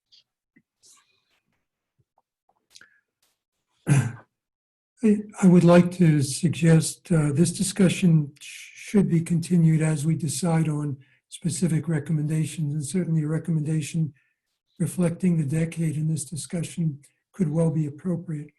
I'm an eternal optimist, and one of my optimisms says if you have a really good idea and it has a lot of impact, it'll get funded. And that optimism will carry us through the decade in a very effective way if we can adopt it and think about it. Mark, I would like to encourage us to take a break.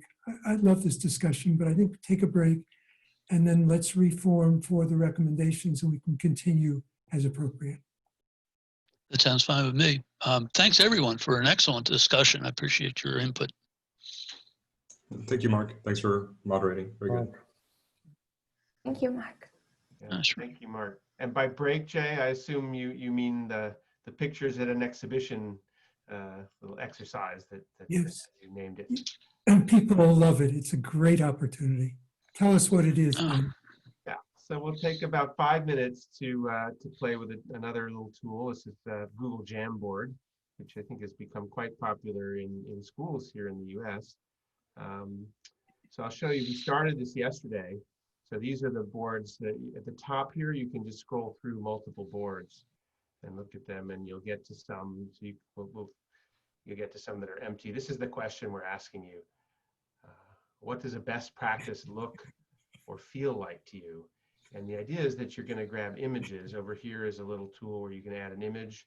You can also add a sticky note. There's other stuff to decorate, but I think these two are the most useful. One caveat is we want to use some of these in newsletters, etc. So we only want images here that we actually would have the right to publish. So they need to be Creative Commons, no attribution required, or your own image that you're sharing. There is a really nice platform website, unsplash.com, that is a place where you can get things that are freely usable, and quite a repertoire there. So I'm going to just turn on the music. We'll share the links to this, and we'll take about Links are in chat. Links are in the chat. Okay, yeah. Did you put the Unsplash link into? Yep. Let's go back to Jamboard. All right. So you've got the links in the chat, and yeah, let's play. I'll just scroll through, so you can just look at the images that are already here if you want, or add your own. Again, you just use the tool here to find a blank board.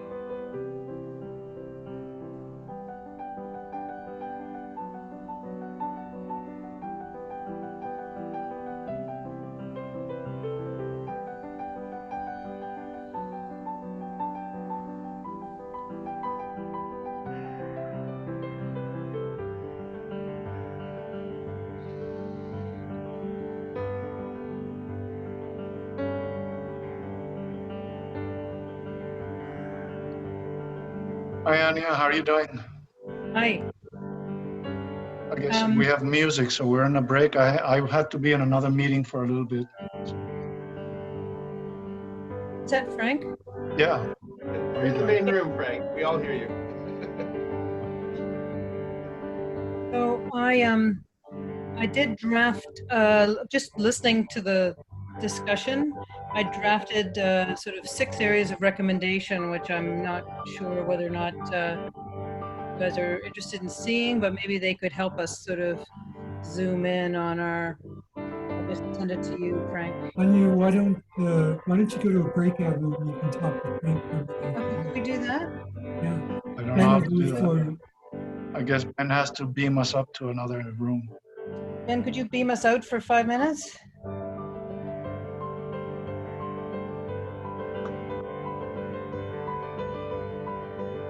Yep, I can do that. We only have a couple more minutes of this.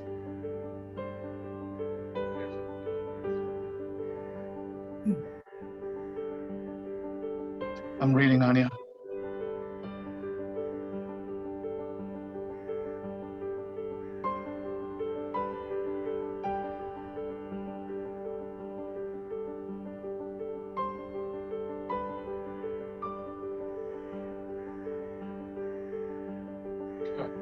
I moved during the weekend. Today's turned back into a breakout.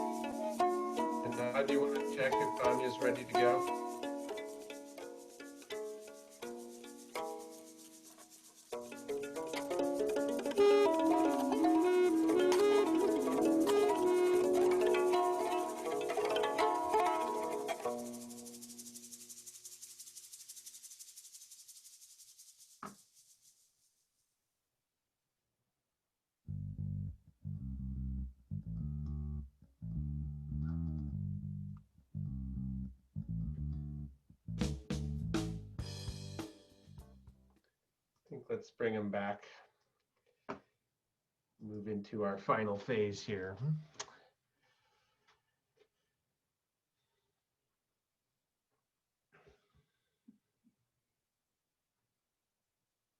How'd you like Jamboard?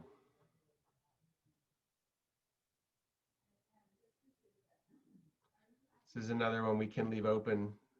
I think it was mentioned in the newsletter, certainly yes, 2 days ago. Here's Frank. Anya, are you back with us?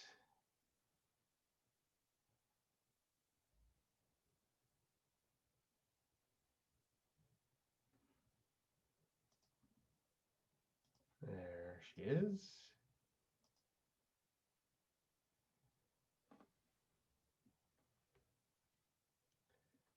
So Anya, you have the comm. All right. Hello, everyone. And it's been a super interesting conversation. In this last 25 minutes, I'm hoping that we can have a conversation that takes us a couple of steps closer to actually doing some actions, and in maybe naming actions that we're already doing, to be efficient with our time and our energy. And I'll just very briefly, Ben, if it's okay, I'm going to share my screen. Of course. I would like to show you just a very short summary of some of the input that we've had so far from Plenary 1 and from this plenary. And I'm going to start up here. This is courtesy of Rachel, who was the plenary host for the first plenary session early this morning when I was asleep. And the first plenary session, this is just to kind of set the stage, they synthesized 12 recommendations, of which the top 3 were decision trees, the kind of mechanics in terms of version control and templates and so on of the best practice system, and interoperability as the top 3. But there was lots of comments. If you go down to 4th, 5th, and 6th, integration with the UN decade, training, outreach, partnerships, there's a couple of things that we didn't talk about that they did, and one was the intercomparison experiments. That wasn't quite as we talked about standard materials and so on. We didn't talk quite so much about that. And the promotion of the use of best practices through ambassadors. So I think that number 12, the digitization of the ocean. Can everyone see this? It's too small. Make it a bit bigger. Well, you can use the view options at the top and the zoom ratio. Yeah, you've made it a little bigger. That helps. Okay. So basically the digitization of the OBPS to me is very much the 12 would fold into, for example, number 2, which is getting the mechanics of the best practices system really enhanced, and keep working on that to keep it cutting edge and keep it delivering what it's delivering to us better. They also did a nice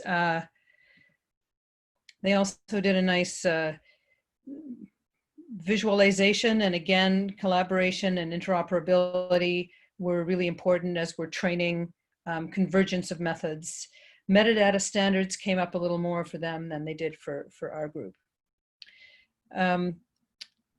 Then if we look at what we don't want to necessarily take this 100% and just import it, but we do want to, I think, factor this into the conversation since this is our final sort of half hour. And then I just did a cut and paste of the last view I had of our little poll here, and our top 3 are around interoperability. So again, the mechanics of trying to get the best practices system working optimally, providing more practical best practices that are cost effective to ensure more global adoption of best practices, and training and collaboration. So that was the basis on which we kind of went into our last session, which I thought Mark did a great job of keeping it really a nice open conversation. And I tried in listening to that to synthesize what was said in that conversation. And this is what I ended up with. So please criticize, add, or subtract. So we start off with Mark's suggestion of the criteria, which is that we really have to leverage resources. This is a volunteer organization, and we also want to use what we already have, that is work better and more deeply and more effectively with the best practices system as it exists now. We want to, anything we do, we want to be able to not just leverage resources, but quantify the success of it. So we're not firing off in all directions. And we really want to work for active community engagement be in this community and beyond. So with those criteria, we talked about improving, again, interoperability. There was a lot of, I had a few conversations offline about this, obviously through discovering and clustering content, standardization of templates and ontologies. And then when we start to move from registering and working with the best practice system to trying to move towards convergence or endorsement, we then ask the question, how do you use the system to capture the pulse of the global discussion so that we can actually inform everybody? So you're turning it from essentially from data into information, if you will. And there was a number of decisions around this. The decision tree idea, where we talked about what the definitions were, and then pilot projects may be the right way forward here. There's a discussion about how we might use the sargassum example for policy making, and then also is creating a decision tree around a particular best practice sort of working organically towards an endorsement. An endorsement is a sort of an emergent property of a decision tree process. And then if you look at the, there was a lot of discussion about how convergent and endorsement works. Do we want endorsement? Is endorsement kind of a red herring? To me, to be honest, it seems like what we really want is absolutely the most active community engagement that we can have so that we're constantly updating ourselves. And the danger, of course, in going down the specific or formal endorsement path is that one thing can be ossified. And that's exactly what the Ocean Best Practice system wants to get away from. So if we maximize engagement and we maximize interoperability, then that endorsement will maybe come more as an emergent property of the system. A lot of discussion about education and training. Of course, Ocean OBPS isn't going to resource that directly, but making a space for online videos and podcasts. And there was a discussions of mentoring and coaching, which I thought was great, because that means that people who know something and want other people to learn about it can volunteer to mentor and to coach others. And then community outreach seems like in a very, very broad, but again, what kind of resources do we have for this? We do need to link with the UN Decade, and the question would be for us is what OBP activities actually align with the Decade. And finally, there was this thread of ethics. And there were some conversations in our chat room around ethics perhaps being a slightly dangerous word to use because it can be seen as a bit subjective. And do we really want to be thinking more about best practice in science and stakeholder engagement rather than ethics per se? So that's what I sketched out from our last conversation. And I would like to open the floor. Please comment, criticize, or add to this.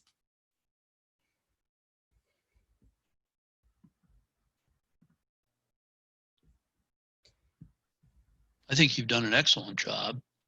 And at first glance, I think we're done. I have a question, Anya, and maybe Mark also.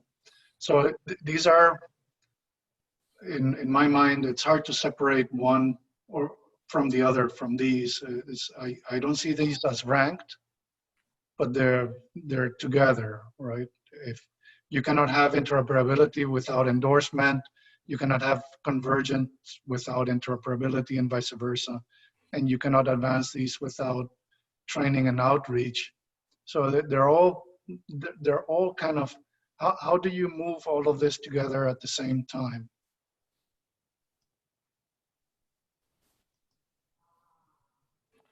Great question. And it's a question for the steering group, I think, who will take a look at these and say, what can we do? Yeah. Of course, there's a oops, sorry, please go ahead. No, go ahead. No, Johannes, go ahead. I think there's a binding element, of course, which is best practices. There's no doubt about that. But you can still prioritize things, even if they are interlinked. There's a prioritization possible, and hopefully we do not need to do that. But I think still you can do that. That might be something we can. I just prepared actually the voting for it, even if it's because of the linkage is not possible. But I post voting now.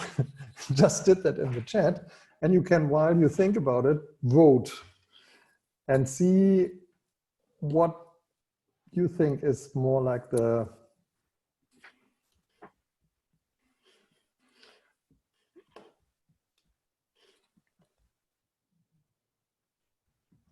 Yeah, may I say something? I'm just very surprised that the ethics is not considered as per se, because it's like values, core values that we all share as human and as scientists, and to minimize this as scientific and stakeholder engagement, it's one part, but I think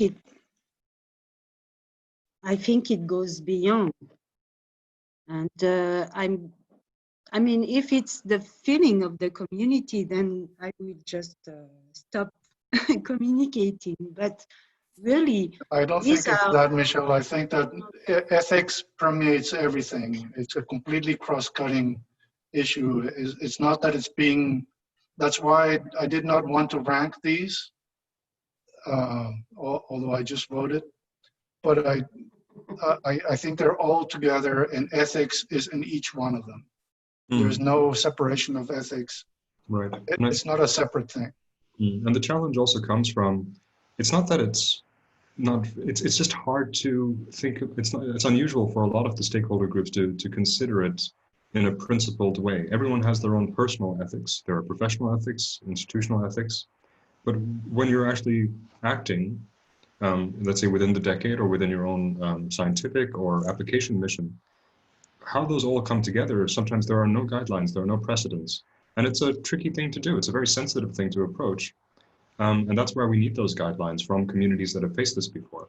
It's quite tricky. It's just that we don't know how to handle it properly yet.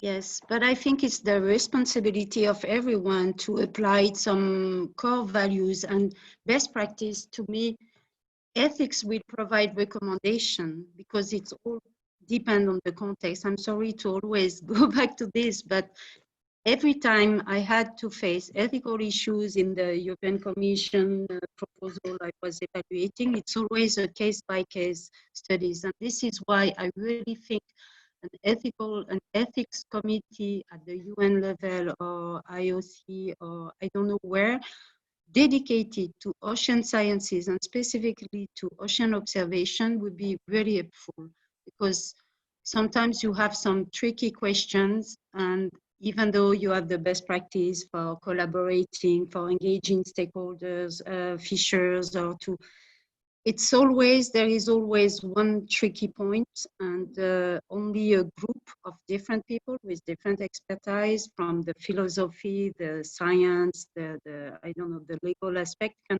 help in getting the best decision in this context. I mean, I totally agree that these are difficult and deep conversations that we have to have across the community. I'll just give you one example, though, where I thought I had the correct ethics when I was learning about fair data.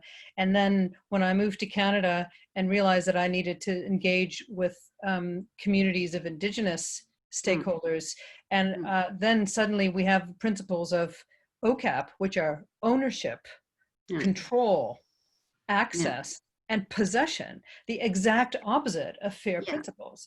And so, you know, when I first reacted, my first reaction was a little bit kind of a frisson of, well, what are you thinking, you know? I mean, and same as, almost the same as an oil company, you know, I want to own and control the data. And then when you go deeper into the conversation, you realize, no, this is a deeply moral conversation and ethical. And so that's why I'm thinking, if we, that was my wording, so please forgive me if I didn't mean to at all denigrate this topic, but to me, best practice in scientific and stakeholder engagement is a profound philosophical conversation to have. This is not at all superficial, because there I was thinking, well, I'm, you know, a champion of fair data, and then I realized that fair data in some cases strips indigenous peoples of their culture. So there are no obvious answers here, but to me, best practice in scientific and stakeholder engagement asks us to ask ethical questions without saying I have the answer or this is the ethical correct ethic. I wanted to get away from this is ethically correct, because it seems fraught. Yeah, no, I fully agree, and in fact, it's all about respecting people and culture and differences. And it's really important that scientists and ocean observers are responsible. They know what they are doing, in which objective, and with who, and for what. And it's really important just to remind people your responsibility as scientists. That's. Can I ask a question? Would it be, I mean, I'm trying to link the ethics issue with the ocean best practices. Now, if an ocean best practice is being submitted, would it be useful to have some sort of a checklist whereby you then check if the proposed practice is adhering to basic ethics principles? Yes, so that's why I designed in this flow chart. It's like starting from asking question, are you collaborating with indigenous indigenous groups, sorry. Are you sharing, or are you, where the data are coming from? Are you working with third countries where you need some benefit sharing arrangement? Are you doing some experiment with animals? So this is this checklist that could be implemented right when you submit a best practice. You could have these pop-up windows coming up, and then you tick, and then, okay, and then I should add one sentence about ethical recommendation on the process in this context, because when you are working with indigenous communities, you need to be aware of the OCAP principles. We just opened the floor for negotiation. So this is really, and I really encourage everyone, and I don't know how to share this flow chart to have everyone wording and concern and question. So Michelle, that's a really good point. I just wanted to go to Pierre because he and I have discussed this specific issue in detail, and he has some interesting comments in this area. I mean, there are a number of comments on the data side, of course, but also in the broader sense. So to respond to Michelle's last point, I think that can be something the OBPS can help develop. Again, we can't put forward ethical recommendations, but we can facilitate groups such as those that you're connected with, compiling those, and then thinking about how our technology can expose those checklists to people submitting or developing new methods or standard specifications. For example, if they mention certain place names where there are indigenous communities living, that would automatically suggest certain checklists for them to see. Then on the broader point of like the FAIR principles, indeed, FAIR does not mean that it's completely open. It's great if the data is open, but your data can be fair without being completely open. It can be behind some sort of access control, and that's okay. But what we also ask is that metadata about the fact that it exists is released to the community. Because if people don't know that it exists, they won't know that somebody is there to talk to, that you should check with somebody about working in a certain region. So there's a question there, and also we try to engage with the CARE principles community a bit late, so unfortunately we didn't get a speaker from there, but that's something we need to really understand more, especially on the implementation side. How do we actually implement OCAP and CARE in operational systems? That's still an open question for me, and I would really appreciate guidance on it. And Yeah, this and is also, sorry, Michelle, I'll go back to you in a sec. I just as a comment, for example, we have just developed the first Indigenous engagement guide for Atlantic Canadian Ocean research, and we're going to be lodging that hopefully within a month on the OBPS system. And so that should I'm hoping what that'll mean is that other people will say, oh, look, this exists. Let's put ours up there. Or, oh, we don't have one. We'd better have one, because otherwise the only one existing in the system will be from Atlantic Canada. And yeah, Michelle just shared the Ocean OBS statement, which was fabulous. So there's the Indigenous statement from Ocean OBS last year is a really powerful one. Yes, I think an Ocean OBS statement can also give some kind of, this is the rules. You want to play the game, then you have to agree or endorse this kind of statement. And I think it's up to the community to build it. So I just drafted, it's like every time I draft things, and I just welcome the community to build on. Thank you so much, Michelle. Really important point. Ben, I'm wondering if we have any outputs from the poll that we're now not really saying is going to be a poll, but it would be interesting to see what the outcome was, nevertheless, see what people Johannes, that's your department. Unmute you, or you can unmute yourself. The 3 important recommendations I share with you now, I hope. Yeah. Maximize that one window. Yeah. Yep. Okay. So here you should see it. Ethics was actually ranked 3 before we started talking about it. No, it was also early. Yeah, everything is quite interlinked that we can see, and it's really difficult to prioritize here, I think. I mean, as Anya warned us when she brought up that points, of course. So I wouldn't take that, wouldn't take this ranking here too serious. Yeah. Christian, I think you wanted to say something? Oh, yes, just in terms of this prioritization, well, I guess that right now we have the big ideas or the big recommendations in a very, let's say, high level, but fortunately right now we have a quite good comprehensive structure in the Ocean Best Practices system, where we have some work packages. So I guess that mostly all of these high-level recommendations can be prioritized in specific actions in the short and mid-term strategic plan, and just try to align these specific efforts together for following a kind of agile methodology, something like that, that we can just work together, but in little objectives for specific actions that would be derived from these priorities. Maybe this ethics, since it's something, I wouldn't say new, but I guess it's a quite new concept introduced in OBPS this year. Probably, it's very well said that it's a transversal issue. Probably it's a matter of seeing how to allocate this in the system. But I guess that after digesting this in the steering group, I'm pretty much sure that we might be able to prioritize specific actions and considering all these 6 major topics. So thank you very much for that. What I'll do, I'm aware of time.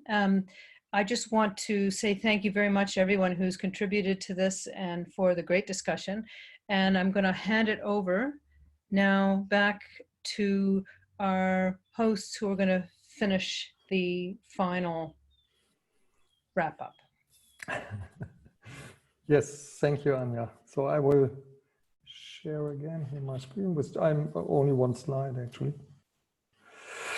So first of all, I would like to thank all of you for this really interesting second panel here. I think we came quite far, and we have really a set of recommendations that are surprisingly in their grand themes, so to say, not different from what we have. And as Christian just pointed out, from what we have already well established in the structure of the Ocean Best Practices system steering group and the work packages that come along with it.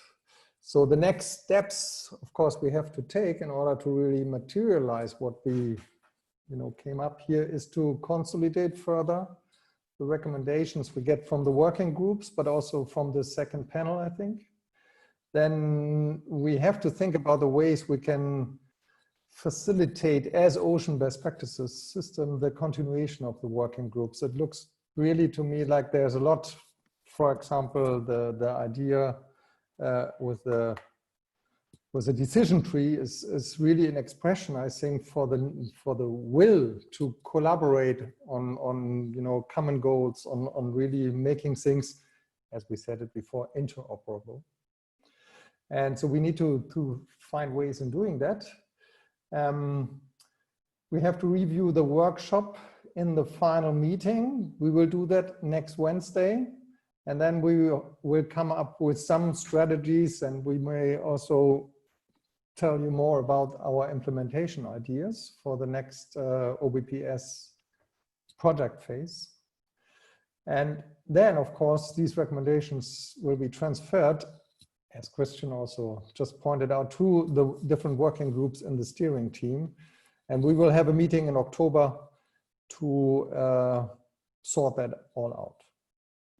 And then, of course, I would like to acknowledge specifically here all those which contributed to that meeting, as I said it already from the beginning, but also in particular our ECOPS, the early career ocean practitioners, and Ben and Nenad for their really great job they did in organizing this whole thing, and also really, really great. Did such a nice and very, yeah, it was a very refreshing exercise. Yeah, and in particular also I would like to thank again all the working group leads that really did a great job in, organizing their sessions. I mean, these were really very individual organized working groups, and you did it all under this umbrella of the Ocean Best Practices system, and we are deeply thankful to you that you did that, and you made this meeting a real success. And I think we are all happy that we can now go out of the meeting with a lot of new ideas and new tasks actually that we can work up. So thanks to all of you, and have a good Friday evening, morning, night, whatever. Okay, thank you. Okay, thanks everyone.